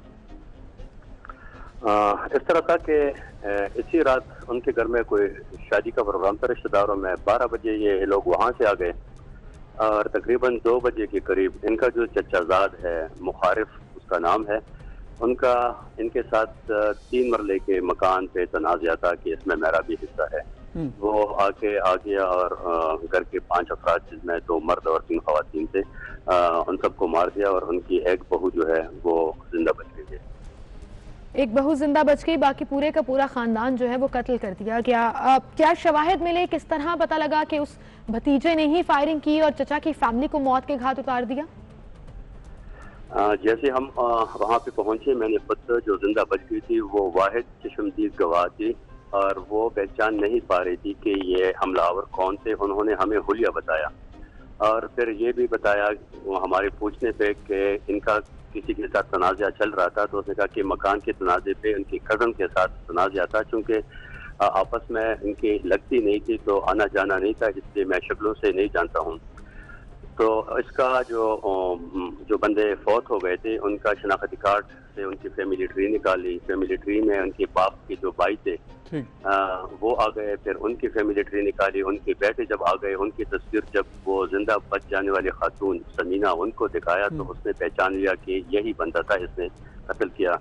ये तकरीबन 2 घंटे में हमने ये केस ट्रेस किया था, उस वक्त लाशें उधर पड़ी थी। राइट। तो अब ये बताइएगा वकार साहब कि अब ये तो मामला सामने आया कि अभी तक जो मुलजिम है उसकी शनाख्त इस तरह से हुई है कि ये बताया जा रहा है कि वही है। अब चूंकि वो गिरफ्तार नहीं है तो उसके लिए क्या क्या इस वक्त कोशिश की जा रही है, किस तरह से उसको गिरफ्तार करना है, क्या प्लान बनाया गया? फौरन उसी वक्त तकरीबन रात के 4 बजे उसके घर पे छापा लगाया। वो घर में मौजूद नहीं था, सामान वगैरह उसने इकट्ठा किया था। वो सामान समेत भागने की कोशिश कर रहा था लेकिन पुलिस के आने पे वो भाग गया। उसके मोबाइल वगैरह नंबरात और सारे हमारे उस पे ऑब्जर्वेशन पे है और जैसे ही उसकी लोकेशन पता लग जाएगी इंशाल्लाह बहुत जल्द हम उसको अरेस्ट कर देंगे। बिल्कुल। फैमिली तनाज़ात में नॉर्मली एसपी साहब ये देखा जाता है कि मुद्दई बैकआउट कर जाते हैं या सुलह सफाई से मामला तय कर दिया जाता है, चाहे कत्ल हो या कोई भी जुर्म हो। इसमें कुछ ऐसा मेक श्योर किया गया है कि स्टेट मुद्दई बन जाए क्योंकि 5 लोग कत्ल हुए हैं। इंशाल्लाह स्टेट की मिसाल माँ जैसे होती है और हम जो गरीब फैमिली है उसके साथ खड़े हैं और इंसाफ इंशाल्लाह दिला के रहेंगे। ठीक है, बहुत शुक्रिया एसपी वकार अहमद साहब। आपकी जो कोशिश है इस वक्त हम यही दुआ कर सकते हैं कि जल्द से जल्द ये मुलजिम पकड़ा जाए और इसको जो सज़ा मिल सकती है वो इसको मिले, क्योंकि इसने एक ख़ानदान को कत्ल किया है। इंतहाई अफसोसनाक ये वाक़या है। बिल्कुल, इसमें मतलब 3 मरले के मकान के लिए आपने पूरे का पूरा ख़ानदान कत्ल कर दिया। How do you live with yourself after that? मतलब आप कैसे बच्चों को, मासूम बच्चों को, 3 खवातीन थे उसमें, मतलब too sad, it's such a sad story. और इसके साथ चूंकि इंतहाई इस तरह के वाक़यात आते रहते हैं, एक और वाक़या भी हम डिस्कस करेंगे लेकिन अभी आपको लिए चलेंगे इस्लामाबाद, जहां पर शायद खाकान अब्बासी साहब इस वक्त मीडिया से गुफ्तगू कर रहे हैं। पार्लियामान से बाहर है वो ज़्यादा तंग है। ये हॉर्स ट्रेडिंग नहीं है, ये अपने ज़मीर की आवाज़ है। लोग इस करप्ट हुकूमत के साथ नहीं चलना चाहते, इस इलेक्शन चोरी करने वाली हुकूमत के साथ नहीं चलना चाहते। ये हुकूमत जिसने पाकिस्तान को तारीखी महंगाई दी है, जिसने लोगों को गुर्बत में धकेल दिया है, उसके साथ नहीं चलना चाहते। लोगों ने कल जाके वोट मांगने, पेश होना है अवाम के सामने, पेश होने के काबिल नहीं है। ठीक है जी। अब्बासी साहब मीडिया से गुफ्तगू कर रहे थे और इलेक्शन कमीशनर और इसका रोल और इस वक्त जो पाकिस्तान तहरीक इंसाफ है उसके ऊपर जो इल्ज़ामात हैं इनकी तरफ से उस पर उन्होंने गुफ्तगू की है। बिल्कुल। दूसरी जानिब हम लाहौर की स्टोरी के हवाले से बात कर रहे थे। कल मांगा मंडी में इंतहाई अफसोसनाक वाक़या पेश आया। 2 बच्चों को जलकर पुरस्रार मौत के घाट उतारने का ये वाक़या। शौहर के साथ लड़ाई के बाद माँ ने मुबैना तौर पर अपने ही 2 बच्चों को आग लगा दी। बिल्कुल, अभी आप जिक्र कर रही थी कि किस तरह से ये लोग ऐसे वाक़यात कर लेते हैं, एक दूसरे को मार देते हैं। यहाँ पर तो मतलब माँ ने ही बच्चों को कमरे में बंद करके आग लगा दी है। और अब तक तो जो लेटेस्ट अभी जो अपडेट्स आई हैं उसमें माँ ने इकबाल जुर्म भी कर लिया है कि मैंने ही अपने बच्चों को कत्ल किया है। और सिर्फ घरेलू तनाज़ात थे, मोहल्लेदार कहते थे, अक्सर ही गुस्से में होती थी और अक्सर कहती थी मैंने इनको जला देना है, और फिर वही हुआ। अफसोसनाक के वाक़या। देखिए 3 साला एक फैज़ान और 2 साला अब्दुल रहमान जो इस कमरे में मौजूद थे, जिन्हें उसने जिंदा जला दिया। मतलब आप सोचिए कि हमारी सोसाइटी कहाँ जा रही है। कितना अफसोस का मकाम है कि माँ और बाप बच्चे के लिए सबसे क्लोजेस्ट और सबसे प्रोटेक्टेड शेल्टर होता है, और उसके बावजूद अगर वो ये हरकत करें। हम आपको याद होगा हमने पहले भी एक स्टोरी की थी जिसमें बाप ने अपने बच्चों को दरिया में फेंक दिया था। और अब अभी आप देखें एक माँ मतलब किस तरह से वो पैदा करती है और बच्चे के साथ उसकी उनसियत ही कुछ डिफरेंट होती है। बिल्कुल, वो भी घरेलू तनाज़े के ऊपर था जी, और नहर में फेंक दिया पतोकी में। वो याद होगा आपको वाकया इंतहाई, उसमें 5 बच्चों को एक एक कर जब उसने बच्चों को फेंका पानी में तो बच्चों के ऊपर क्या गुजरी। अब यहाँ यहाँ पर जब माँ ने बच्चों को पहले पेट्रोल छिड़काया, फिर आग लगा दिया है, तो बच्चों पर क्या गुजरी है। छोटे छोटे बच्चे थे जो कि सिक्योर फील कर रहे थे, लेकिन अफसोस के साथ हमें ये कहना पड़ रहा है कि वो माँ ही थी जिसने अपने बच्चों को मौत के घाट उतार दिया। बिल्कुल, और अब पुलिस जो है उस पर इन्वेस्टिगेट भी कर रही है और जाहिर है उसने एतराफ़ जुर्म कर लिया है तो कानून के मुताबिक उसका चालान भी पेश किया जाएगा। इसी के साथ हम आगे बढ़ते हैं और अपनी अगली स्टोरी की तरफ चलते हैं। और इस स्टोरी में चूँकि हम अक्सर कुछ लाइटर स्टोरीज भी डिस्कस कर रहे होते हैं और कुछ ऐसी चीज़ें भी डिस्कस कर रहे होते हैं जिसमें हम कोशिश करते हैं कि आप तक इन्फॉर्मेशन भी पहुँचाएँ और तमाम चीज़ें जो हैं वो इंफोटेनमेंट साइट से जो है वो आपके साथ शेयर भी करें। तो इसमें हम आपको जो अभी स्टोरी बताने जा रहे हैं वो बड़ी इंटरेस्टिंग स्टोरी है जी। और इंटरेस्टिंग स्टोरी ये है कि इंटरनेशनल टाइम्स मैगजीन जो है उसने 100 नेक्स्ट 2021 की फहरिस्त में 2 पाकिस्तानी नायाब अफराद को शामिल कर लिया है। और ये पाकिस्तान के लिए बड़ी अचीवमेंट है, जिनमें सलमान तूर और लीना खान शामिल हैं। लाहौर से ताल्लुक़ रखने वाले पाकिस्तानी निजात सलमान तूर जो हैं उनको आर्टिस्ट की फहरिस्त में शामिल किया गया है, तहाँ वो अमेरिका में मुकीम हैं और अभी वहीं पर अपनी पेंटिंग्स की नुमाइश भी कर रहे हैं। इसके अलावा मैगजीन ने इनोवेटर्स की फहरिस्त में एक और पाकिस्तानी निजात खातून लीना खान को भी शामिल किया है जो इस वक्त अमेरिका में ही मुकीम हैं और मुतादिद किताबों की मुसन्निफा भी है, कानूनी माहिर भी हैं। और टाइम 100 नेक्स्ट की फहरिस्त में शामिल करने पर सलमान तूर ने टाइम मैगजीन का शुक्रिया भी अदा किया है और उन्होंने कहा है कि उनके लिए किसी एजाज़ से कम नहीं है। डेफिनेटली ये हमारे लिए भी किसी एजाज़ से कम नहीं है कि पाकिस्तानी जो लोग हैं उनका नाम इतने वर्ल्ड रिकग्नाइज्ड मैगजीन में और उनकी फहरिस्त में शामिल किया जाता है। और सलमान तूर ने हाल ही में अपनी एक पेंटिंग को $8,22,000 में फरोख्त करके सबको हैरान भी किया है। बिल्कुल, क्योंकि ये किसी भी पाकिस्तानी फनकार के लिए अब तक की सबसे महंगी फरोख्त होने वाली पेंटिंग थी। और 2015 में ये फनपारा roof top party with ghost आई बनाया था जिसने मुसव्वरी की दुनिया में खासी शोहरत हासिल की थी। और इसके साथ साथ सलमान तूर जो हैं मेरे एचएसएन में सीनियर भी थे, तो तभी से मैं उनको मतलब देखा है हमेशा से। You are connecting your ties with him, but that's a good thing and आपको तो ज़्यादा प्राउड फील हो रहा है। आर्टिस्ट थे और तब भी इनकी पेंटिंग थी एचएसएन में इस तरह से मतलब जो एग्जीबिशंस लगते थे उसमें हम देखते थे, तो मतलब हमेशा से टैलेंटेड और अब तो पाकिस्तान का नाम पूरी दुनिया में रोशन कर रहे हैं। बिल्कुल, और पाकिस्तानी नायाब खातून लीना खान का जिक्र करें तो वो बरतानिया में पैदा हुई। अबा उस्ताद का ताल्लुक उनका पाकिस्तान से है and she is an innovator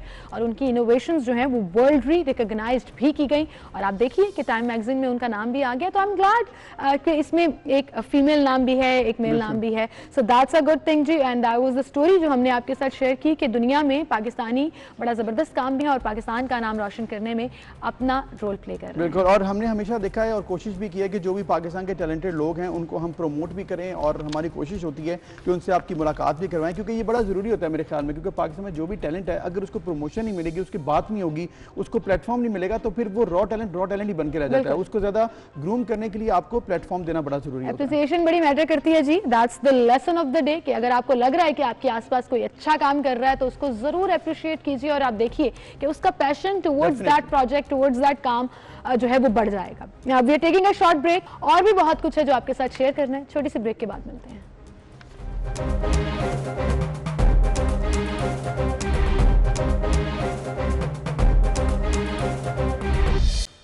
welcome back ji. Senate इंतखाबात इस वक्त ज़ेर बहस हैं क्योंकि सेनेट इंतखाबात होने जा रहे हैं 3 तारीख को और उसमें जो कैंडिडेट्स हैं उनके ऊपर बात हो रही है। लेकिन मेरे ख्याल में जो सबसे ज़्यादा इंपॉर्टेंट इस वक्त ज़ेर बहस है वो यूसुफ रज़ा गिलानी और हफीज़ शेख बन चुके हैं, क्योंकि ये है कहा जाता है फाइनल टाकरा। इसको ऐसे कहा जा रहा है कि शायद ये अब आपको चेंज नजर आएगा अगर यूसुफ रज़ा गिलानी बन जाते हैं तो फिर काफ़ी कुछ हो सकता है। आप अगर सोचें कि यूसुफ रज़ा गिलानी अगर जीत जाते हैं तो कितना बड़ा अपसेट है पाकिस्तान तहरीक इंसाफ के लिए, जिसकी हुकूमत है और उनके कैंडिडेट नहीं जीत पाते हैं। क्योंकि अभी भी पाकिस्तान तहरीक इंसाफ के बहुत से कैंडिडेट्स ये कह रहे हैं कि उन्होंने अब्दुल हफीज शेख को वोट नहीं देना। वो ओपन अभी कह रहे हैं और कुछ लोग सीक्रेट मीटिंग्स में आमिर यादव साहब ने कह दिया कि खान साहब भी मुझे ना गए, मैं उनकी बात नहीं टाल सकता, मैंने वोट नहीं देना। और इसी तरह ये भी कहा जा रहा है कि कुछ ऐसे भी लोग हैं जो कि वोट नहीं देना चाहते हफीज शेख को और फिर वो वोट या तो जाया होगा या फिर वो यूसुफ रज़ा गिलानी को चला जाएगा।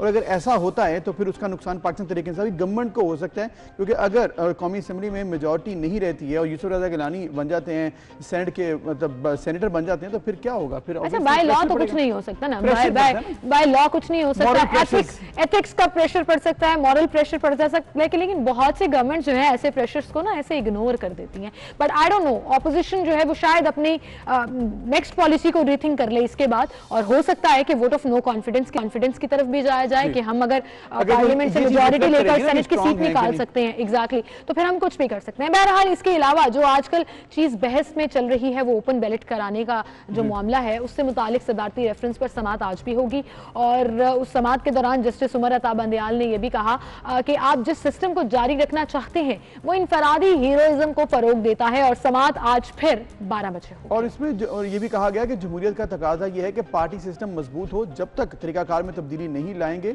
जमहूरियत की मजबूती ख्वाब रहेगी। और ये भी कहा गया कि पीपल्स पार्टी के रहनुमा रज़ा रब्बानी ने जब दलाइल दिए, उन्होंने कहा कि आर्टिकल 226 दोबारा असेंबली के एजेंडे पर आ चुका है, तरमीम का बिल जेर इल्तवा है, और जस्टिस एजाजुल हसन ने यह भी कहा कि आइन में इख्तलाफ राय पर कोई नाअहली नहीं होती है। उन्होंने कहा कि दुनिया की तारीख में इख्तलाफ राय करने वालों की एक पूरी फहरिस्त है, लेकिन इख्तलाफ राय करने वाले नताइज की परवाह नहीं करते, और डिक्टेटर के खिलाफ भी लोगों ने खुलकर इख्तलाफ राय दिया था।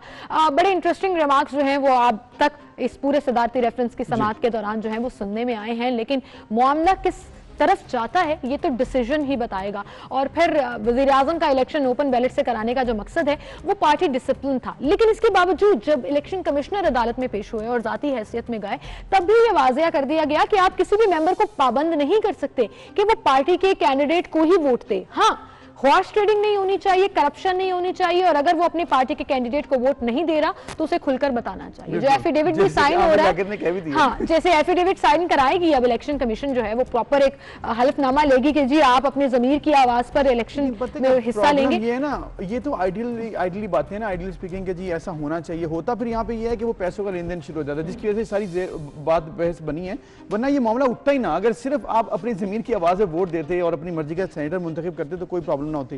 यहाँ पर तो प्रॉब्लम बन गई ना कि सेनेटर्स ने अपने वोट खरीदे हैं, लोगों ने अपने वोट बेचे हैं, इसकी वजह से वीडियो सामने आ रही है, इसकी वजह से ये मामला हुआ है ना। तो फिर मेरे ख्याल में ये सिर्फ अब बात आपके वोट के हक की नहीं रही है, यहाँ पर अवाम भी है शामिल, अवाम के स्टेक शामिल है। अगर आप पैसे लेकर अपना वोट बेच रहे हैं तो वो तशवीशनाक बात है, उस पर कुछ तो होना चाहिए। बिल्कुल, इस हवाले से आपको ये भी बताएं कि अब अहल नाअहल जो सूरत हाल है उस पर भी क्लैरिटीज आना शुरू हो गई हैं। कुछ लोगों के लिए अभी भी ये मुअम्मा ही है, जैसे फैसल वाबदा, उनका डिसीजन अभी तक नहीं हो सका और आज उन्हें बुलाया भी गया है। इसके साथ साथ आपको बताएं पीपल्स पार्टी की जो पलवशा खां हैं उनको अहल करार दे दिया गया है, उनके खिलाफ दरख्वास्त को डिसमिस कर दिया गया है। डॉक्टर शहाब अमाम के खिलाफ भी अपील मुस्तरद कर दी गई है, लेकिन एक इंपॉर्टेंट डिसीजन कल हुआ सैफुल्लाह आबरू का, और सिंध जो है पाकिस्तान तहरीक इंसाफ की तरफ से इसको सपोर्ट नहीं कर रही थी, और बड़े ही नाराजगी और एतराजात आए कि इनसे कागजात वापस लिए जाएं, टिकट वापस ली जाए। टिकट तो वापस नहीं हुए, उनके कागजात नामजदगी जो है वो मुस्तरद हो गई। और इसके अलावा परवेज रशीद साहब का भी अभी फैसला होना है, क्योंकि उन्होंने भी अपील की हुई है, वो भी बड़ी सीट है, अगर वो भी इस तरह से इलेक्शन नहीं लड़ पाते हैं तो फिर उसके क्या आफ्टर इफेक्ट्स होंगे, क्योंकि उनके ऊपर भी इल्ज़ाम था, और उसके बाद अभी वो नाहली हो सकती है या नहीं, ये क्या तमाम मामला है। देखते हैं इस पर किस तरह से सिचुएशन होती है। लेकिन अभी जो कि सेनेट इलेक्शंस 3 तारीख को होने हैं, जिसके लिए सारी ये बहस हो रही है, कौन जीतेगा, कौन हारेगा, किसकी मेजॉरिटी मिलेगी, यूसुफ रज़ा गिलानी, हफीज शेख में कौन जीतेगा, इसके इंपैक्ट्स क्या होंगे, इस पर हम बात करेंगे। सलमान आबिद साहब, सीनियर तजज़ियाकार, सीनियर सहाफ़ी हमारे साथ मौजूद हैं। अस्सलाम वालेकुम सलमान साहब। वालेकुम सलाम जनाब। Very good morning to you Salman साहब, बहुत शुक्रिया वक्त देने के लिए। सेनेट इंतखाबात अब ज्यादा दूर नहीं है, सदारती रेफरेंस जो है उसकी समाअत भी आज होनी है, बहस चलती ही जा रही है, लेकिन कैसा देखते हैं आप इस पूरे मामले को? लगता है 3 मार्च से पहले कोई ऐसा डिसीजन आएगा जिससे तब्दील होगी रो इस दफा सेनेट इलेक्शंस की? देखिए, 2 बुनियादी इश्यूज हैं इंतखाबात में।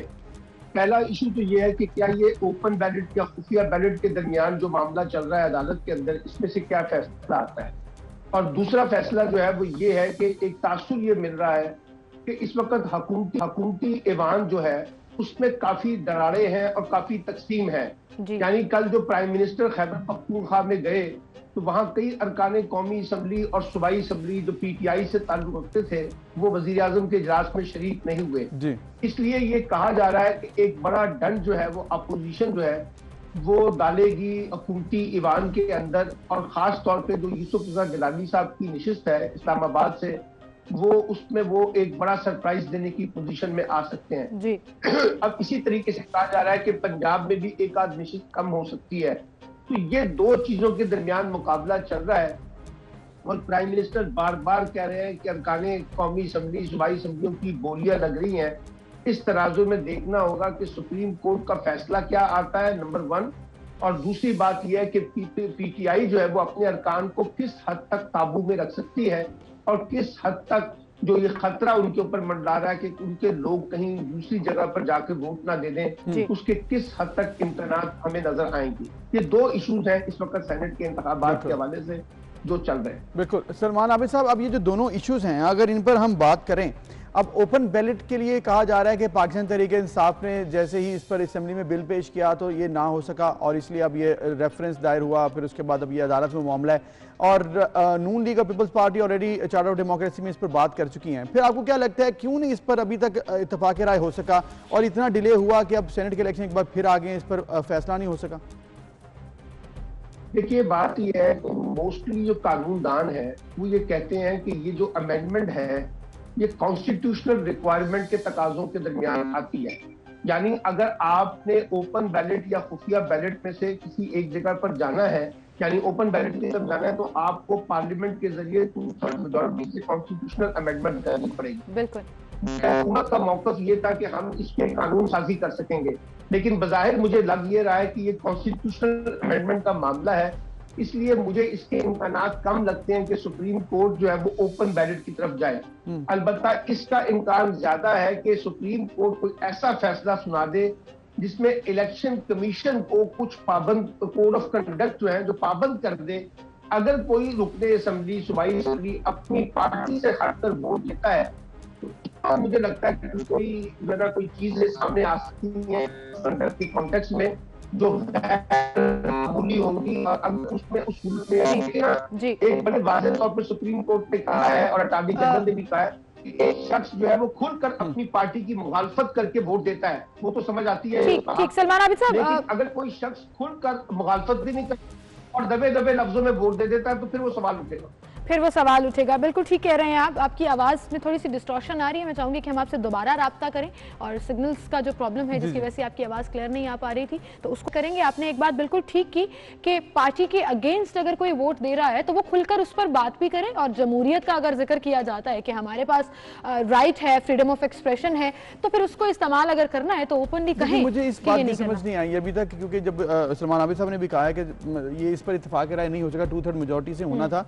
नून league people's party charter of democracy में कह चुकी है, सुप्रीम कोर्ट ने इस पर सवाल भी उठाया कि आखिर क्यों नहीं इस पर इंप्लीमेंट हुआ, पाकिस्तान तहरीक इंसाफ भी चाहती है, तो फिर क्यों नहीं हो सका? हो इसलिए नहीं सका कि पीपल्स पार्टी की तरफ से बहुत बड़ा बार ये क्लैरिफिकेशन आई है कि जो एक बिल तैयार किया गया उसमें हमसे मुशावरत नहीं की गई, उसकी कुछ शिकें ऐसी हैं जिससे हम बिल्कुल इत्तफाक नहीं करते। तो जब भी आपने 2/3 मेजॉरिटी लेनी होती है, आइन में तरमीम करनी होती है, तो मुशावरत बहुत जरूरी होती है। ऐसे नहीं होता कि आप एक बिल ले आए और आप एक्सपेक्ट करें जी ये पास हो जाएगा। सलमान आबिद साहब हमारे साथ मौजूद हैं, उनसे गुफ्तगू का सिलसिला हम आगे बढ़ाएंगे। सलमान आबिद साहब, बहुत शुक्रिया दोबारा ज्वाइन करने के लिए। अभी जैसे हम जिक्र कर रहे थे सेनेट इलेक्शंस का, अब ऐसे में एक तनाजुर और भी है। हुकूमत काफी बुखलाई हुई भी नजर आ रही है, परेशान नजर आ रही है, बिखरती हुई भी नजर आ रही है कुछ जगहों पर, और ये पहली दफा हुआ है कि हुकूमत सेनेट इलेक्शन से पहले जो है वो इतनी कोशिशें कर रही है। कल आप देखें वज़ीर आज़म साहब KPK गए, 20 अरकान उस मीटिंग में आए ही नहीं। दूसरी तरफ MQM को राजी करने के लिए पूरे मामला तय किए जा रहे हैं, वो चाहे उनका मर्दमशुमारी का इशू है या चाहे उनकी सीटों का इशू है, MQM को मनाया जा रहा है सेनेट इलेक्शन के लिए। तो हुकूमत के लिए इतनी बड़ी परेशानी क्यों हो गई सेनेट इलेक्शन? उनकी तो मेजॉरिटी है। देखिए, बात यह है कि हुकूमत का ख्याल ये था कि वो बहुत आसानी के साथ 2/3 मेजॉरिटी ले लेगी सेनेट के इंतखाबात में और पहली दफा पाकिस्तान की तहरीक इंसाफ जो है वो सेनेट में अक्सरियत की पार्टी बनकर सामने आ जाएगी।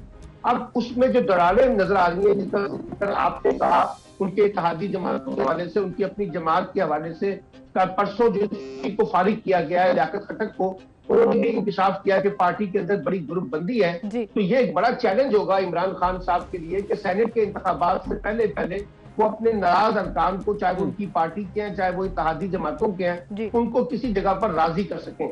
और इसी का एडवांटेज लेने की कोशिश कर रही है अपोजिशन जमातें कि जो ये तकसीम इस वक्त PTI के अंदर है उसका इम्पैक्ट जो है वो हम सेनेट के इंतखाबात में कोई बड़ा सरप्राइज दे सकें हुकूमत को और उनकी जो अददी तादाद है उसको हम महदूद कर सकें। तो ये एक मुकाबला है इस वक्त नाराज अरकान के दरमियान, इत्तेहादी जमातों के दरमियान, प्राइम मिनिस्टर जिसको फेस कर रहे हैं, और इसीलिए उनको जाना पड़ा कल केपी के, और फिर एमक्यूएम को राजी करने की कोशिश की जा रही है। तो यही एक चैलेंज होगा कि हुकूमत किस तरह से इन मामलों को डील करती है। लेकिन साथ साथ ये भी चैलेंज होगा पीपल्स पार्टी के लिए भी कि पीपल्स पार्टी या पीएमएलएन या पीडीएम की जमातें किस हद तक इस नाराज जो लोग हैं, जो इस वक्त तकसीम हमें नजर आते हैं पीटीआई के अंदर, क्या वाकई वो उनका एतमाद का वोट ले सकेंगे? क्या वो अरकान पीटीआई जो है वो वाकई अपोजिशन जमातों को वोट दे सकेंगे? ये खुद फिर पीडीएम के लिए भी एक बड़ा चैलेंज होगा। और अगर ऐसा नहीं होता और हुकूमती सीटों की तादाद में कोई बड़ी कमी नहीं होती, तो फिर आप देखिएगा कि सेनेट के इंतखाबात के बाद पीटीआई जो है वो ज्यादा एग्रेसिव होकर सामने आ सकते हैं। बिल्कुल ठीक है सलमान आबिद साहब, अब ये तो आपने ओवरऑल बात की कि सेनेट के इंतखाबात में अगर मेजॉरिटी मिलती है, लेकिन अभी अगर हम सिर्फ एक और सीट की बात भी कर लें, यूसुफ रजा गिलानी और हफीज शेख के दरमियान जो टाकरा है, उस पर क्या सिचुएशन नजर आती है आपको? आपको लग रहा है कि पीडीएम जो है वो कोई इस तरह का सरप्राइज दे सकती है जो पाकिस्तान की हिस्ट्री रही है, सरप्राइज ये एक्सपेक्टेड है? आपको क्या लग रहा है? देखिए, पहली बात तो यह है कि अगर जो पार्टियों की पोजीशंस है उसको देखें तो फिर हफीज शेख साहब जीत जाएंगे। लेकिन जिस तरह से कल गिलानी साहब ने कहा कि वो उनके जाती ताल्लुकात हैं हुकूमती जमातों के अंदर बैठ के साथ, चाहे वो हुकूमत के लोग हैं चाहे वो इत्तेहादी जमातों के लोग हैं, तो उनका मौकफ यह है कि वो उसमें से सरप्राइज देंगे, उनके लोगों को तोड़ेंगे। अगर ये वाकई लोगों को तोड़ने में कामयाब हो जाते हैं और हफीज शेख के मुकाबले में यूसुफ रजा गिलानी जीत जाते हैं, तो इससे पीडीएम की तहरीक और खासतौर पर आसिफ अली जरदारी का जो जादू है वो फिर चलेगा और ये फिर आगे जाके हुकूमत के लिए मुश्किलात पैदा करेगा। बज़ाहिर तो ये लगता है कि हुकूमती रुकन हफीज शेख साहब जीत जाएंगे। अच्छा, लेकिन आप ये कह रहे हैं बज़ाहिर ये लगता है कि अब्दुल हफीज शेख जीत जाएंगे, ये तो सिस्टमैटिक है ना, लेकिन आप भी जानते हैं कि कितने सेनेट के इलेक्शन सिस्टमैटिक होते हैं और अकॉर्डिंग टू नंबर्स खेले जाते हैं। सलमान आबिद साहब, इस पर हम बात करेंगे आपसे मजीद भी, हमारे साथ ही रहिएगा। एक अहम खबर नाज़रीन आपको दें कि इलेक्शन ट्रिब्यूनल ने फैसल वाबदा को सेनेट इलेक्शन अहल करार दे दिया है। फैसल वाबदा के कागजात नामजदगी मंजूर कर लिए गए और एतराज मुस्तरद जी, उन पे जो एतराजात थे वो मुस्तरद कर दिए गए हैं। तो अब इलेक्शन ट्रिब्यूनल ने कादिर खान मंदोखिल की अपील मुस्तरद कर दी है। ये अहम और बड़ी खबर आ चुकी है फैसल वाबदा के हवाले से, जिसके ऊपर ऐसे लग रहा था कि पीटीआई जो है वो उनको कैंडिडेट बनाने के लिए फुल कोशिश कर रही है, और ऑब्वियसली वो मामला और भी हैं कि वो एमएनए भी रह पाते हैं या नहीं रह पाते, लेकिन इसीलिए अब सेनेटर बनाने की कोशिश की जा रही है। तो फिर इसमें एक और मुश्किल थी वो दूर हो गई। और अभी हम इस पर बात भी कर रहे थे कि उनके हवाले से डिसीजन अभी आना है, तो इलेक्शन ट्रिब्यूनल ने जी डिसीजन सुना दिया है और उनको अहल करार दे दिया गया है इलेक्शन लड़ने के लिए, और उनके खिलाफ जो अदालत में जो अपील दायर की गई थी वो मुस्तरद कर दी गई है। इस पर बात करेंगे, बिलाल अहमद हमारे साथ मौजूद हैं। जी बिलाल, फैसल वाबदा को इजाजत मिल गई सेनेट इलेक्शंस के लिए? जी, इलेक्शन ट्रिब्यूनल से बड़ी खबर आई है। जस्टिस आगा फैसल पर मुश्तमिल ये इलेक्शन ट्रिब्यूनल है जिनका जिसने कादिर खान मंदोखिल की अपील को मुस्तरद कर दिया है, और फैसल वाबदा जो कि पाकिस्तान तहरीक इंसाफ के रहनुमा हैं उनके कागजात नामजदगी पर जो एतराज था उसको मुस्तरद करते हुए उनको अहल करार दे दिया है। अब फैसल वाबदा सेनेट के इंतखाबात में हिस्सा ले सकेंगे। दौरान समात रशीद रिजवी कादिर खान मंदोखिल की जानिब से पेश हुए। उन्होंने अपने दलाइल में कहा कि 2018 के जो आम इंतखाबात में उससे कबल जो कागजात नामजदगी जमा कराए गए थे उस पर फैसल वाबदा ने अपने हकायक छुपाए थे और अमरीकी शौर्य से मुतल्लिक है वो इलेक्शन कमीशन को आगाह नहीं किया था, जिस पर बैरिस्टर मुईज अहमद जो कि फैसल वाबदा की जानिब से आज इलेक्शन ट्रिब्यूनल में पेश हुए, उन्होंने अपने दलाइल में ये कहा कि जो फैसल वाबदा ने तमाम तरह हकायक से इलेक्शन कमीशन को बाकायदा आगाह किया था और ये जो दरखास्त है इसमें हकायक को नजरअंदाज किया गया और साथ ही जालसाजी के दस्तावेजात पेश किए जा रहे हैं फैसल वाबदा के खिलाफ, जिस पर अब ये इलेक्शन कमीशन ने फैसला सुना दिया है इलेक्शन ट्रिब्यूनल ने और फैसल वाबदा को अहल करार दे दिया है सेनेट इलेक्शन के लिए। सही बहुत शुक्रिया बिलाल, आपने हमें आगाह किया फैसल वाबदा के हवाले से कि उनको अहल करार दे दिया गया है। तो एक और हर्डल जो थी पीटीआई के लिए इस सेनेट के इलेक्शन की फैसल वाबदा की स्पेसिफिकली वो दूर हो गई है। पीटीआई को कामयाबी मिल गई बेसिकली। अब एक तरफ फैसल आबलू के मुस्तरद हुए थे तो वो काफी डिसअपॉइंट थे, लेकिन चलिए फैसल वाबदा के जो है वो मंजूर हो गए। सलमान आबिद साहब हमारे साथ मौजूद हैं। सलमान आबिद साहब, फैसल वाबदा पर ही कमेंट कर दीजिए, उनको अहल करार दे दिया गया है, उनके खिलाफ एतराज जो है वो मुस्तरद कर दिया गया है, लेकिन कल सैफुल्लाह आबलू के कागजात नामजदगी मुस्तरद हुए, which was upset for Pakistan Tehreek Insaf. Faisal Vawda के कागजात तो हैं, लेकिन अखलाकी तौर पर फैसल वाबदा का मुकदमा बहुत कमजोर है और उसमें इमरान खान साहब को काफी सुक्की का सामना करना पड़ रहा है क्योंकि ये एक जिद का मसला बन गया है। फैसल वाबदा को हल लाया जाए, हालांकि एतराज़ात पार्टी के अंदर से भी उठाए गए थे, मीडिया के अंदर से भी उठाए गए थे, तो वो जीत जाएंगे फैसलवाडा, लेकिन उनकी अखलाकी पोजीशन जो है पीटीआई की भी, इमरान खान की भी और खुद फैसलवाडा की, जिस पर हमेशा से सवालिया निशान रहेंगे। आपने एक सवाल पूछा था सिमल के वो जरदारी साहब वाला कि जो सेनेट में हफीज शेख साहब का और यूसुफ गिलानी का है, देखिए यही तो वो सरप्राइज है जो आपने देखना है, जो पीडीएम में काफी कॉन्फिडेंस नजर आ रहा है और गिलानी साहब में कॉन्फिडेंस नजर आ रहा है कि हम 8 से 10 लोगों को हुकूमती लेंगे।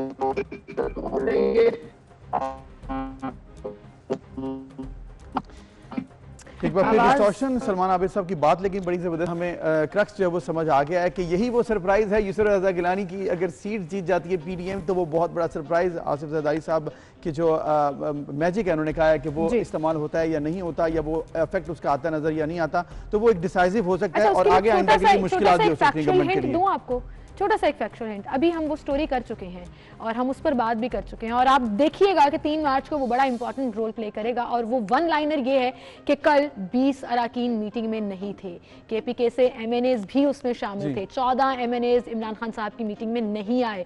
तो वो जो कॉन्फिडेंस है वो इसी तरह के फैक्चुअल बेसिस के ऊपर पीडीएम के अंदर आ गया है। कॉन्फिडेंस जो है वो शटर भी हो सकता है पाकिस्तान तहरीक इंसाफ का इस तरह की खबरों से, और पीडीएम का बूस्ट भी हो सकता है। तो इस वक्त तो बूस्ट हो रहा है जी पीडीएम का कॉन्फिडेंस इस सीट को लेकर, लेकिन ओवरऑल सिचुएशन हमने जो देखी है कि अब ये भी कहा जा रहा है कि जी एस्टैब्लिशमेंट जो है वो न्यूट्रल है। यूसुफ रज़ा गिलानी साहब का ये बड़ा पॉजिटिव कमेंट था कल जो उन्होंने किया, क्योंकि अभी तक जो बातें आती थी वो इसके ऑपोजिट आती थी, तो उन्होंने कहा न्यूट्रल रोल है जो कि आइडली होना भी चाहिए। तो अब ये तमाम मामला है, लेट्स होप कि ये जो सेनेट का इलेक्शन है ये रिफ्लेक्ट भी वही करे जो कि उम्मीद की जा रही है। अच्छा, ये जो सदारती रेफरेंस की समात भी चल रही है ना, इट्स अ रिफ्लेक्शन, आप फ्यूचर के लिए रिफॉर्म्स करना चाहते हैं, रिफॉर्म्स में आप बड़ी बड़ी चीजें जो हैं वो इंट्रोड्यूस भी करा सकते हैं और बेहतरी ला भी सकती हैं अगर दोनों जो हैं उनमें इत्तफाक़ राय हो और दोनों चीजें बेहतर हो सकें। तो कल एक इंटरेस्टिंग खबर जो मैं आपके साथ शेयर करने जा रही हूँ कि इलेक्ट्रॉनिक वोटिंग मशीन जो है वो इंट्रोड्यूस करा दी गई है और आई होप कि अगर उसके ऊपर फोकस हो जाए और अगले आने वाले इलेक्शंस 2023 की मैं बात कर रही हूँ जो जनरल इलेक्शंस होते हैं कि उसमें अगर वो मशीनें रेप्लिकेट हो जाएं और अवेलेबल हो जाएं तो क्या इलेक्शंस पुरअमन हो सकेंगे। ये जो धांधली का इल्जाम लगाया जाता है, काउंटिंग का इल्जाम लगाया जाता है, क्या ये खत्म हो जाएगा? आइडली तो ऐसा होना चाहिए और ये सिर्फ एक मशीन नहीं, पूरे पाकिस्तान में इसका जाल बिछाना चाहिए और इसके अप्रूवल होना बड़ा ज़रूरी है, क्योंकि ये कहा जा रहा है कि जिसके 2 हिस्से, एक हिस्से पर इंतखाबी निशान जबकि दूसरे हिस्से पर प्रिजाइडिंग ऑफिसर बैठेंगे, वो उनके पास होगा और वोटर के दाखिले के बाद प्रिजाइडिंग ऑफिसर वोट डालने की इजाज़त देगा और फिर इसकी जो मरला है वोटिंग का वो मुकम्मल हो जाएगा। आप सोचिए क्या ही शानदार इलेक्शन में होंगे जब हम कंप्यूटराइजेशन की बात करते हैं, हर चीज़ डिजिटलाइजेशन हो जाएगी तो ना धांधली हो सकेगी ना हैकिंग हो सकेगी, अगर होगी तो उसका ट्रैक भी मौजूद होगा। तो कितने स्ट्रेट इलेक्शंस होंगे, फिर कोई सिस्टम बैठेगा नहीं, कोई ऐसी मामला नहीं होगा कि रिजल्ट आना रुक जाएंगे। क्रेडिट देना चाहिए कि उनकी मिनिस्ट्री ने इस पर काम किया है। उन्होंने कल ट्वीट किया था, उन्होंने बताया कि हमने ये इलेक्ट्रॉनिक मशीन बना लिया और इसकी नवंबर 2020 में इसके बारे में ऐलान किया गया था वज़ीर-ए-आज़म इमरान खान की तरफ से कि इस पर काम हो रहा है। कमेटी बैठी थी आज़म सवाती साहब और शफकत महमूद साहब पर मुश्तमिल, जिसमें इस पर काम किया। फवाद चौधरी साहब की जो मिनिस्ट्री है उसने इस पर बड़ी ज़बरदस्त तरीके से काम किया और अब ये रिजल्ट सामने आ रहे हैं। उन्होंने रियली होप कि आपका 2023 से पहले ये एक्चुअली अप्रूव भी हो जाए और अवेलेबल भी हो, क्योंकि इससे पहले उसको चेक करना, कुछ ट्रायल पीरियड होगा वो भी कवर करना पड़ेगा।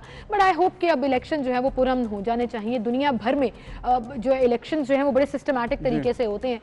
फॉर एग्जाम्पल हम इंडिया की ही बात कर लें तो उनकी जो डिफरेंट स्टेट्स के इलेक्शन है वो कई दिन चलते रहते हैं, लेकिन पुरअमन तो मैं नहीं कहूंगी वो होते हैं, बट एक सिस्टम के तहत जरूर लड़ाई झगड़ा तो होता है और इतराज़ तो होते हैं। इतराज़ तो देखें आप अमेरिका के इलेक्शंस में हो गए और इतना ज्यादा मसाइल बने, तो इतराज होना अलग बात है, लेकिन ये धांधली की जो इतराज़ गायब हो गए, प्रिजाइडिंग ऑफिसर गायब हो गए, ये नहीं होना चाहिए। और ये जनरल इलेक्शंस में तो बिल्कुल नहीं होना चाहिए। यू लूज काउंट इन तमाम इंसिडेंट्स के बाद के एक्चुअल किस तरफ मेजॉरिटी फॉल। बिल्कुल, अभी एक ब्रेक लेते हैं फिर मिलते हैं।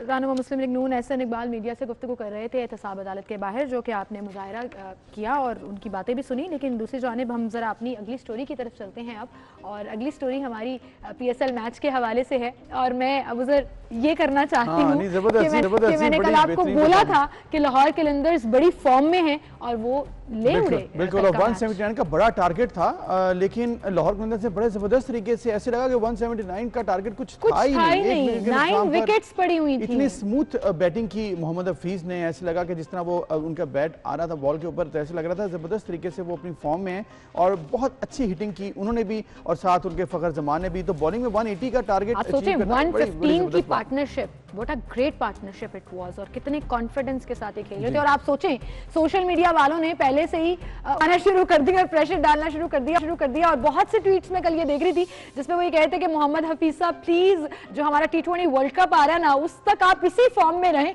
और हमें वो टाइटल जितवा दें। तो ये एक बड़ी डिमांड मोहम्मद हफीज एक अच्छे बैट्समैन हैं और लाहौर कलंदर्स के लिए उन्होंने बड़ी अच्छी परफॉर्मेंस दिखाई, इसमें कोई शक नहीं है। लेकिन एक थोड़ा सा इसमें एडिशन ये है कि कल कोयटा ग्लेडिएटर्स की तरफ से थोड़ी बॉलिंग में मुझे कमी नजर आई है, थोड़ी फील्डिंग में मिस फील्ड हुए हैं, कुछ कैचेस ड्रॉप हुए हैं, तो ये बड़ी इंपॉर्टेंट चीजें होती हैं जो कि आपको मैच जिता भी सकती हैं और मैच हरा भी सकती हैं। और कप्तान साहब के एक्सप्रेशंस जो हैं वो बड़े डिस्कस हुए कल मैच के दौरान सरफराज साहब के, इस पर हम बात करेंगे। अब PSL ट्रांसमिशन के होस्ट और स्पोर्ट्स एनालिस्ट शोएब जट साहब ने हमें ज्वाइन किया है, उनसे हम बात करेंगे। अस्सलाम वालेकुम शोएब, क्या हाल चाल है आपके?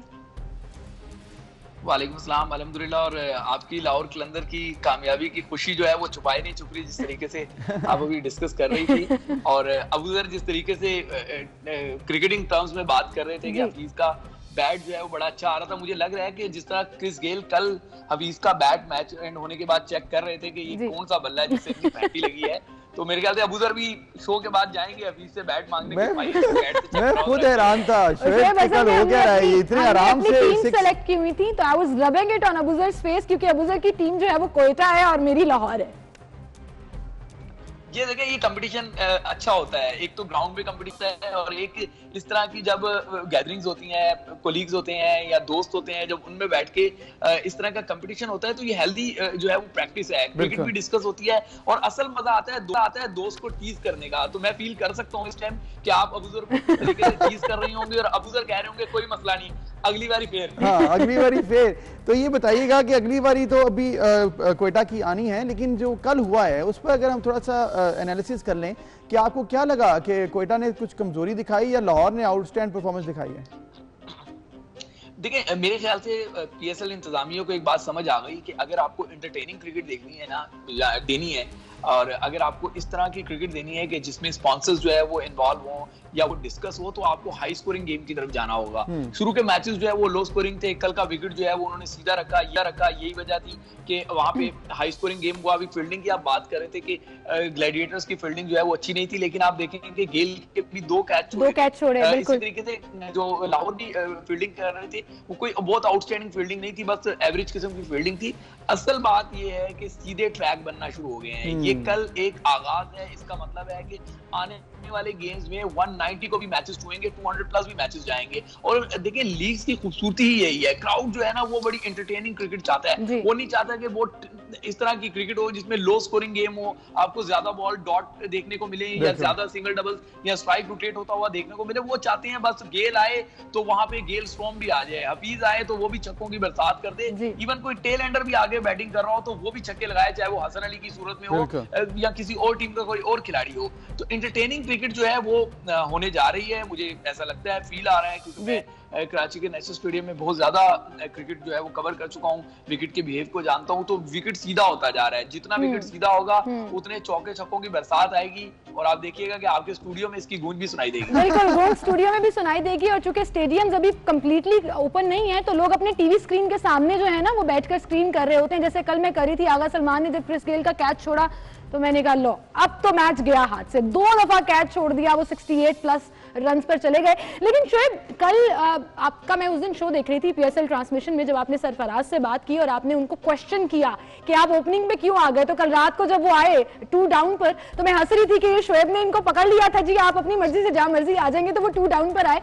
बट उसके बावजूद उनकी एज अ कैप्टन जो बॉडी लैंग्वेज थी, जो एटीट्यूड था, वो कल बड़ा डिस्कस हो रहा था प्लेयर्स के साथ, जो उनका एटीट्यूड था और प्लेयर्स का उनके साथ जो एटीट्यूड था। ऐसा क्या हो गया? Sarfaraz was a very calm player, वो कल लगा नहीं, वो बड़े अग्रेसिव, बड़े डिसअपॉइंटेड और वो इट वाज प्रीटी ऑब्वियस।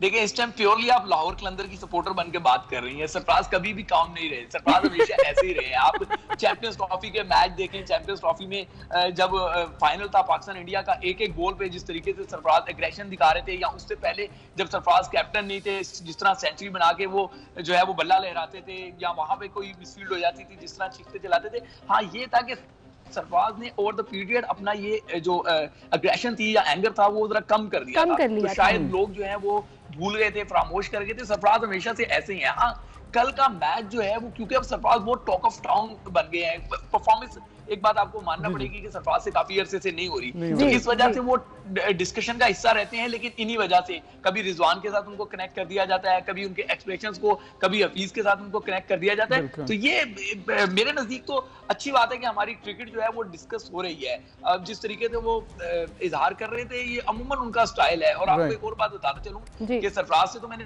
पूछा था, नदीम उमर जो है उनसे चंद दिन पहले मेरी बात हो रही थी, ग्लैडिएटर के कप्तान है, तो उन्होंने एक बात क्लियर कर दी थी, टॉक ऑफ टाउन इस टाइम बनी हुई है कि सरफराज को कप्तानी से हटा देना चाहिए, लेकिन उन्होंने कह दिया था सोचना भी नहीं, सरफराज ही कप्तान होगा। तो अबूजर आपका कप्तान सरफराज ही रहेगा। सरफराज ही रहेगा। और मेरे ख्याल में आइंदा आने वाले मैचेस में मुझे लग रहा है कुछ गेम में भी एग्रेशन नजर आएगा, सिर्फ बिहेवियर में नहीं, क्योंकि डाउन आए तो 40 कर गए आपके कप्तान। बाकी ओवरऑल टीम की परफॉर्मेंस भी जरूरी है ना, जो कि अभी नजर नहीं आ रही है। 2 मैच हो गए हैं, चले असल एग्रेशन तो जो है वो बल्ले से निकलते हुए रन्स हैं या विकेट के पीछे स्टंप आउट करना या कैच लेने के लिए डाइव लेना, वही है। अच्छा, जो हमारी साथी कोलीग्स हैं एंकर, उनको भी बताता चलूं कि आज आपकी टीम के हीरो इंशाल्लाह मुमकिन तौर पे मोहम्मद हफीज भी हमारे शो का हिस्सा होंगे। तो कोई सवाल पूछना है, कोई बात कहनी है तो कह दे, तो मैं आपकी बात जो है वो कन्वे कर दूंगा उसको। जबरदस्त। तो फिर आपने उनसे ये सवाल कर देना है कि सोशल मीडिया वाले प्रेशर डाल रहे हैं उन पर कि हफीज भाई अब इसी फॉर्म में रहिएगा वर्ल्ड कप T20 तक, इससे कम फॉर्म जो है ना अब आपसे एक्सपेक्टेड नहीं है। तो वो प्रोफेसर साहब आपका लेवल सेट हो गया, उसी पे रहना है आपने। यार देखें मैं चाहूंगा कि आप जो है वो सोशल मीडिया जो सार्फिन हैं या जो वहाँ पे वो होते हैं, लोग होते हैं, उनसे रिक्वेस्ट करें कि ये जो उनकी रिक्वेस्ट है वो हफीज से नहीं होनी चाहिए, वो पीसीबी से होनी चाहिए। चलिए एक क्वेश्चन आप मेरी तरफ से कर लीजिएगा, उसको आने दे टीम में। आप देखें क्वारंटाइन का इशू बना के सरफराज को हफीज को जनूबी अफ्रीका के खिलाफ मैदान में नहीं उतारा गया। अगर मैदान में उतारा जाता तो आपको कितनी अच्छी क्रिकेट देखने को मिलती। यूके में अच्छा परफॉर्म किया, न्यूजीलैंड में अच्छा परफॉर्म किया, लेकिन थोड़ा सा उनको टाइम मिल गया था, फिर थोड़ा सा उनको टाइम मिल गया था। उन्होंने गोल्फ खेली थी, लगता है जो स्विंग कल जो वहां से सीखी ना गोल्फ से उन्होंने प्रैक्टिस की, वो कल क्रिकेट के मैदान में नजर आई है, मुझे ऐसे लग रहा था। प्रैक्टिस अच्छी रही है। अमेजिंग क्रिकेटर, प्लीज आप ऐसे मत कहें। अच्छा शोएब, अब ये भी कह दीजिए, जैसे अभी हम बात कर रहे हैं कल के मैच के हवाले से, आज का मैच दोनों ऐसी टीम्स हैं जो अपना पहला मैच हारी हैं। पेशावर ज़ल्मी ने तो डिसअपॉइंट किया ही, उनकी परफॉर्मेंस को इतनी खुलकर सामने नहीं आई, लेकिन मुल्तान सुल्तान्स प्लेड वेल। आज के मैच में आप किसको फेवरेट करार दे रहे हैं? यार मुझे छोड़े, पहले तो आप बताएं ना। एक तरफ लाला होगा और दूसरी तरफ जो है वो डैरन सेमी, ऑल्दो के डैरन सेमी मैदान में नहीं होगा। Always up for Lala, always up for Lala, boom boom. अच्छा, तो यानी कि आपने ऑटोमेटिक जो है वो अबूजर को धकेल दिया है कि वो जाए और मुल्तान सुल्तान वो आपने चॉइस नहीं छोड़ी, तो मैं फिर पेशावर ज़ल्मी को ही जो है वो चूज कर लेता हूँ। लेकिन अच्छा एक चीज है कि पेशावर ज़ल्मी की जो एक्सपेक्टेशंस थी पहले सीजन्स में वो बड़ी जबरदस्त थी, और आप देखें टाइटल विनर भी हैं, तो आपको अब लग रहा है कि उनमें वो बात है परफॉर्मेंस वाइज जो पूल है क्रिकेट का, जो क्रिकेटर्स का, या फिर लग रहा है कि थोड़ा सा अंडर पावर हुए हैं इस दफा? यार मैं ये समझता हूँ कि ज़ल्मी अपना रंग दिखाएगी। आप देखें कामरान अकमल के बल्ले से जिस दिन रन्स उगलना शुरू हुए तो कोई बॉलर जो है वो उसके आगे टिक नहीं सकता।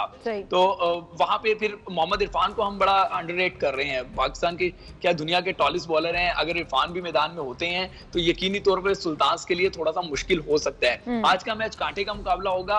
और रही अभी जिस तरह मुझसे पूछ रही थी कि आप किसको फेवरेट कार देंगे, यकीन माने नाम है वो फाल निकालने वाला तोता हूँ जो जाएगा।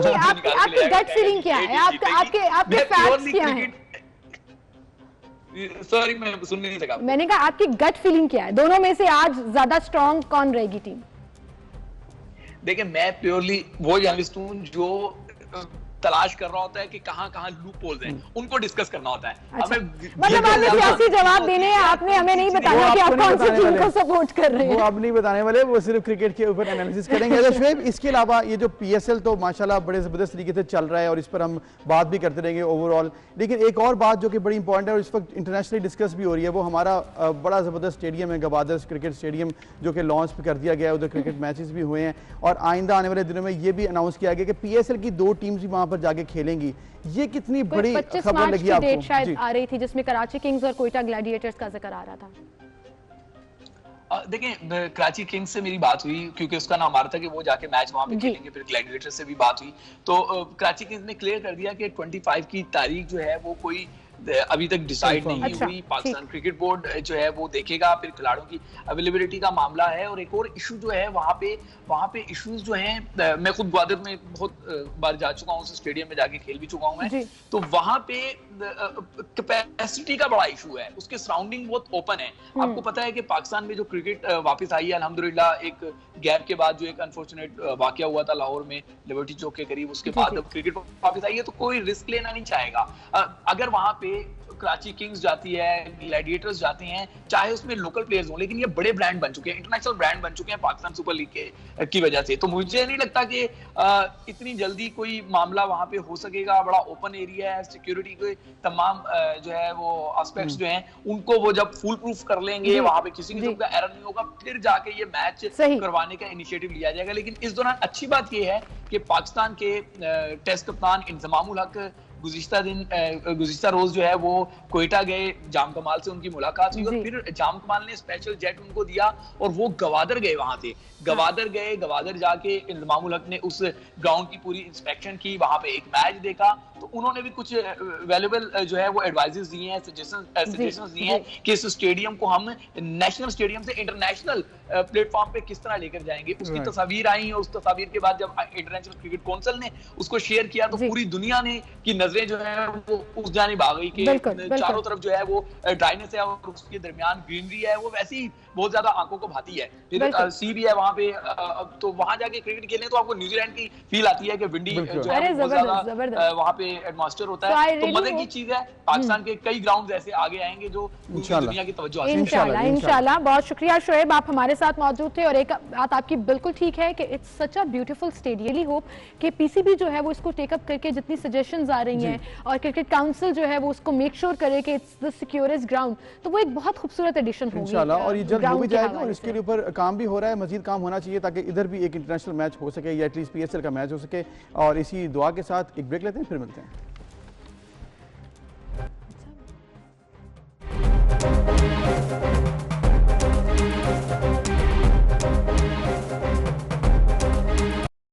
Welcome back. एक बार फिर से आपको खुशामदीद कहेंगे। बाहर के मौसम में जहाँ बड़ी मजे मजे की चीज़ें आती हैं, बड़ी अच्छी अच्छी कलरफुल सी चीज़ें आती हैं, वहीं पर एक ऐसा फल आता है जिसका टाइम स्पैन बहुत थोड़ा सा होता है, थोड़े से टाइम के लिए वो आती है, लेकिन आपका दिल करता है आप ढेर सारी वो खा लें और आप खाते चले जाएं, आप रजते नहीं है। बिल्कुल, और ये मेरा फेवरेट फल भी है और इसकी बल्कि आइसक्रीम भी बड़ी मुझे पसंद है। स्ट्रॉबेरी का जो हम जिक्र करने वाले हैं, fresh strawberries, oh my God कितना मजे का लग रहा है। और आई एम श्योर जो अभी स्क्रीन पर देख रहे हैं ना, उनका आज दिल जरूर करेगा। ये अभी आना शुरू हुई है ऐसे होती है ना, तो तब ऐसे कलर की होती है। जब आखिरी दिन होते हैं ना, फिर ये थोड़ी सी इसका कलर भी फेड हो जाता है। थोड़ी सी आपने कभी स्ट्रॉबेरी चॉकलेट के अंदर डिप करके खाई है? बिल्कुल, इसके साथ मजे की लगती है, आप यकीन जानिए। आइसक्रीम के साथ भी खाएं तो बड़ा मजा आएगा आपको। स्ट्रॉबेरी मतलब आइसक्रीम फ्लेवर भी आपका स्ट्रॉबेरी और उसके ऊपर आपने स्ट्रॉबेरी वेनिला के साथ अगर आप ट्राई करें ना, वेनिला आइसक्रीम के साथ फ्लेवर की बात कर रहे हैं, मैं टॉपिंग्स की बात कर रही हूं कि कटी हुई स्ट्रॉबेरी आइसक्रीम के ऊपर। मैं आपको ऐसे सजेशन दे रहा हूं कि आइसक्रीम के साथ अगर आप खाएं तो मुझे नहीं पसंद strawberry ice cream, I didn't want to say it, लेकिन मुझे नहीं पसंद है, मुझे वैसे स्ट्रॉबेरी। चलिए फिर आज आपको इसके फायदे बताते हैं ताकि आपको पसंद आ जाए हमारे सेगमेंट के एंड में। आइसक्रीम शायद फिर भी नहीं आएगी, फल मुझे बहुत पसंद है। चलिए लेट्स ट्राई। ये जी फल है, बड़ा जबरदस्त आपको जिस तरह के नजर भी आ रहा है। इसके फायदे भी उतने ही ज्यादा हैं जितना ये जबरदस्त आपको नजर आ रहा है, क्योंकि इसको पसंद बहुत लोग करते हैं और कुछ लोग नहीं भी करते हैं, लेकिन उनको भी हम लोग बताते हैं कि इसके क्या क्या फायदे हैं। तो विटामिन सी से लेकर मुतादिद एंटीऑक्सीडेंट्स तक स्ट्रॉबेरी मुतादिद तिब्बी फायदे आपको पहुंचाती है। और आप हैरान होंगे इसके फायदे सुनकर कि आपके इम्यून सिस्टम को स्ट्रॉन्ग करने में इतना इंपॉर्टेंट रोल प्ले करती है। थोड़ी सी तुर्श होती है स्ट्रॉबेरी, जिसका मतलब है कि इसके अंदर विटामिन सी की मिकदार काफी ज्यादा होती है और इंसानी जिस्म इस विटामिन को बनाने की सलाहियत नहीं रखता है। आप ह्यूमन बॉडी विटामिन सी नहीं बना सकता, फिर उसे ग़िज़ाई शक्ल में ही हासिल करना होता है। तो विटामिन सी अगर आप खाएंगे स्ट्रॉबेरी की सूरत में, तो आपकी इम्यूनिटी जो है अगेंस्ट बीमारियां, वो कोविड भी हो सकता है, वो किसी भी किस्म की बीमारी हो सकती है, उससे आपको मजबूती और ताकत देगी। बिल्कुल। और इसके साथ साथ कैलिफोर्निया यूनिवर्सिटी की एक तहकीक के मुताबिक अगर चंद हफ्तों तक आप स्ट्रॉबेरी को रोजाना कुछ मिकदार में इस्तेमाल करें तो इसमें मौजूद एंटीऑक्सीडेंट्स की ताकत खून का हिस्सा बन जाती है। फिर इसके अलावा आंखों की सेहत के लिए एंटीऑक्सीडेंट से भरपूर स्ट्रॉबेरी का फल मोतिये के मर्ज की रोकथाम में भी आपको मदद फराहम करता है, जिसके नतीजे में बुढ़ापे में बिनाई खत्म होने का खतरा भी दूर हो सकता है। बिल्कुल। और सूरज की अल्ट्रा वायलेट शॉओं के असरात से भी बचा सकता है और फिर इसके साथ साथ आपकी जो बिनाई है वो मजबूत भी होती है। Strawberry is one of those fruits जिसके बारे में ये कहा जाता है कि कैंसर के खिलाफ बड़ा इंपॉर्टेंट रोल प्ले करते हैं। कैंसर की रोकथाम के लिए ये मददगार साबित हो सकता है। प्रिवेंटरी, आप अगर स्ट्रॉबेरीज खाते रहेंगे तो आपके जो कैंसर के जो रिस्क फैक्टर्स हैं, जो चांसेस हैं, वो बहुत हद तक कम हो जाएंगे, क्योंकि ये आपकी बॉडी को ऐसी इम्यूनिटी देता है जो कैंसर जैसी बीमारी के खिलाफ भी आपकी बॉडी को स्ट्रॉन्ग करता है। और इसके साथ साथ एक और फायदा जो कि मुजी बीमारियों के अलावा एक मामला होता है, स्किन आपकी अगर खराब हो जाती है, बुढ़ापे में झुर्रियाँ आ जाती हैं, तो फिर स्ट्रॉबेरीज में मौजूद विटामिन जो होते हैं वो आपकी इसके प्रोटेक्शन ऐसी है इसमें कि जिल्द की लचक और नरमी को बेहतर बनाने में मदद देता है। उम्र बढ़ने के साथ ही आपकी जो स्किन खराब होती है, तो इसमें आप अगर स्ट्रॉबेरी यूज़ करते हैं तो फिर आपकी स्किन बेहतर रहेगी। और एलर्जी भी नहीं होती है आपको, एलर्जी के खिलाफ जो है ये बड़ा इंपॉर्टेंट रोल प्ले करती है। और उसके साथ साथ अगर आपका कोलेस्ट्रॉल खराब है, आपको तो स्ट्रॉबेरी इतनी पसंद है, आपका कोलेस्ट्रॉल जो है ना वो कभी नहीं अपसेट होगा नॉर्मल रूटीन से, क्योंकि आप खाते होंगे डेफिनेटली, तो कोलेस्ट्रॉल के खिलाफ ये मुजामत स्ट्रॉबेरी ना खाता और भी बड़ा कुछ खाता हूं, जिससे कोलेस्ट्रॉल खराब भी हो जाता है। हाँ, लेकिन जिन लोगों को हार्ट प्रॉब्लम है, कोलेस्ट्रॉल का प्रॉब्लम है, ये वेन्स उनकी डॉक्टर ये कहते हैं या आपको ऐसा फील होता है कि आप हार्ट डिजीज की तरफ जाएंगे, तो आपको स्ट्रॉबेरी जो है वो बचा सकती है और आपके बॉडी के अंदर जो आपका हार्ट का सिस्टम है और पूरा वेन सिस्टम है उसको स्ट्रॉन्ग बना सकती है। बिल्कुल। और इसके साथ साथ जिस तरह से कोलेस्ट्रॉल की बात की है, शरियानों में खून गाढ़ा हो जाता है, तो उसको ये फायदेमंद होगा कि इसको खून को पतला करेगा। फिर इसके अलावा एक और इसका फायदा जो कि हम आगे डिस्कस करने लगे हैं, वो फायदा ये है कि वर्म में आपकी कमी आ सकती है। स्ट्रॉबेरी में मौजूद एंटीऑक्सीडेंट्स और दीगर अज्जा जोड़ों के वर्म का मतलब जोड़ों के दर्द है, जोड़ों के मसाइल हैं, जो आर्थराइटिस और गाउट टाइप जो बीमारियां होती हैं, उनसे आपको बचा सकता है। बिल्कुल। हार्वर्ड स्कूल में इसकी एक तहकीक हुई थी, जो खवातीन हर हफ्ते 16 या इससे ज्यादा स्ट्रॉबेरीज खाती हैं, उनके जोड़ों में दर्द नहीं होता और उसका खतरा जो है वो 14% तक कम हो जाता है। फिर ऑल्सो पाकिस्तान में 2 ऐसी डिजीज हैं जो मुझे लगता है कि every second person is affected by that, its blood pressure and sugar, और ये दोनों बीमारियां जो हैं स्ट्रॉबेरी कंट्रोल कर सकती है। स्ट्रॉबेरी में शामिल जो पोटेशियम है वो आपके ब्लड प्रेशर लेवल को कंट्रोल करने में मदद फराहम करता है, और ब्लड प्रेशर अगर आपका खराब कोलेस्ट्रॉल है, ब्लड प्रेशर है या आपको दिल की बीमारी है, तो उसके लिए strawberry is the best fibre. जो आपकी टॉप 3 बीमारियां पाकिस्तान में ज्यादा, एक शुगर है, एक ब्लड प्रेशर और एक दिल की बीमारी, तीनों में आपको ये फायदेमंद है। फिर इसके अलावा डाइजेस्टिव सिस्टम पाकिस्तान के बड़े मसाइल हैं, तो जिसमें में फाइबर बढ़ाएगा, और फाइबर खाने के हजम होने के लिए जो जरूरी होता है, और स्ट्रॉबेरी में कुदरती तौर पर इसकी कुछ मिकदार शामिल होती है, जिसमें फाइबर की कमी के नतीजे में कब्ज और आंतों के वर्म का खतरा होता है, जिसका सामना उम्र की मतलब आपको किसी भी हिस्से में हो सकता है। तो फिर फाइबर ज़ियाबतीस टाइप 2 के खिलाफ भी जदोजहद करता है, और ये खून में चीनी के जज्ब करने के अमल को सुस्त कर देता है, जो कि ऑब्वियसली शुगर पेशेंट के लिए काफ़ी इंपॉर्टेंट होता है। फिर मोटे अगर आप हो रहे हैं तो परेशान नहीं होना, आप स्ट्रॉबेरी खा सकते हैं, क्योंकि मोटापा कंट्रोल करता है ये फल, और कैलोरीज जो है इसमें सबसे ज़्यादा कम होती हैं, और चर्बी नहीं होती है, फैट्स नहीं होती है, सिर्फ नमकियात और कुदरती चीनी होती है जो बहुत कम मिकदार में होती है और जिस्म के वजन को मामूली रखने में मदद फराहम करती है। और इसके अलावा अगर आप दौरान हमल भी इसको प्रेग्नेंट वुमेन जो है वो इस्तेमाल कर सकती हैं, क्योंकि इसकी वजह से आपको इसका मशवरा दिया जाता है, और स्ट्रॉबेरीज हसूल का एक बेहतरीन जरिया जो फोलेट कहा जाता है कि बड़ा ज़रूरी होता है, तो वो इसमें मिल सकता है। बच्चे के दिमाग, खोपड़ी और रीढ़ की हड्डी के लिए ये बड़ा ज़रूरी है, और स्ट्रॉबेरी के इस्तेमाल से मखसूस पैदाइशी नकाइस जो हैं उनमें काफ़ी हद तक कमी वाक़ई होती है। और एक टिप मैं आपको और देती चलूँ जो मैंने बहुत सुना था और मैंने खाया भी था, कि अगर आप स्ट्रॉबेरी खाते हैं व्हेन यू आर प्रेग्नेंट और थ्रू आउट आप उसको कंज्यूम करते रहते हैं, तो आपका बच्चा बड़ा गोरा चिट्टा हेल्दी और ना मुझे कहते हैं ना लाल लाल बच्चा पैदा होगा। ये जो तमन्ना है ना, आई थिंक हर माँ की होती है। तो 2 फ्रूट्स मैंने बहुत खाए थे, स्ट्रॉबेरी और अनार। इसको एज अ मेडिसिन खाया था क्योंकि आपको पसंद तो थी नहीं, तो आपने सोचा मुझे स्ट्रॉबेरी पसंद है, मुझे स्ट्रॉबेरी आइसक्रीम नहीं पसंद। अच्छा, मतलब there are different forms of strawberry ना, और आज मुझे लगता है कि मुझे स्ट्रॉबेरी नहीं, मुझे आइसक्रीम नहीं पसंद। और आज नोमान साहब ने हमसे बदला लिया है, इतनी खूबसूरत स्ट्रॉबेरी की पिक्चर्स दिखाकर फिर वो स्ट्रॉबेरी पाए भी दिखा रहे हैं, बीच में चॉकलेट डिप स्ट्रॉबेरी भी दिखा रहे हैं। तो मुझे लगता है कि प्रोग्राम के बाद उनको फटीक पड़ने वाली है और हम उनको कहेंगे कि अब आप हमें स्ट्रॉबेरी खिलाएं। बिल्कुल, देखिए सीजन भी है तो अभी चांस भी है। उन्होंने कह दी डन, ओके कह दिया उन्होंने ओके कह दिया कि आपने अपने आप को ओके कहा, इतने सारे फायदे बताए हैं, आज तो स्ट्रॉबेरी खाना बनता अच्छा है। फिर इसके अलावा एक चीज और है, क्योंकि जहाँ पर हमने फ्रूट्स का जिक्र किया है, तो आपने जैसे पाए का जिक्र किया कि स्ट्रॉबेरी पाए, तो एक जो फ्रूट्स की जबरदस्त बात ये है कि उसके साथ आप मतलब उसकी जो बेकरी आइटम है उसमें भी इस्तेमाल होता है, आइसक्रीम के साथ खाएं आप, उसके इस तरह उसको यूजेज यूनिट जो है एक फ्रूट की, वो जैसे जैसे बढ़ती है ना तो आपकी कंजम्पशन बेहतर हो जाती है। तो फ्रूट को इन एनी वे खाना जरूरी होता है। आपके पूरे बॉडी सिस्टम के लिए ये बड़ा जरूरी होता है। और डॉक्टर्स तो ये कहते हैं कि जूस या किसी और, मैं भी कहने लगी थी, डॉक्टर्स कहते हैं इसको कम कंज्यूम करें, रॉ जो फ्रूट है ना वो ज्यादा आपके लिए फायदेमंद साबित होता है। अबूजर के मुंह में बेइंतहा पानी आ रहा है।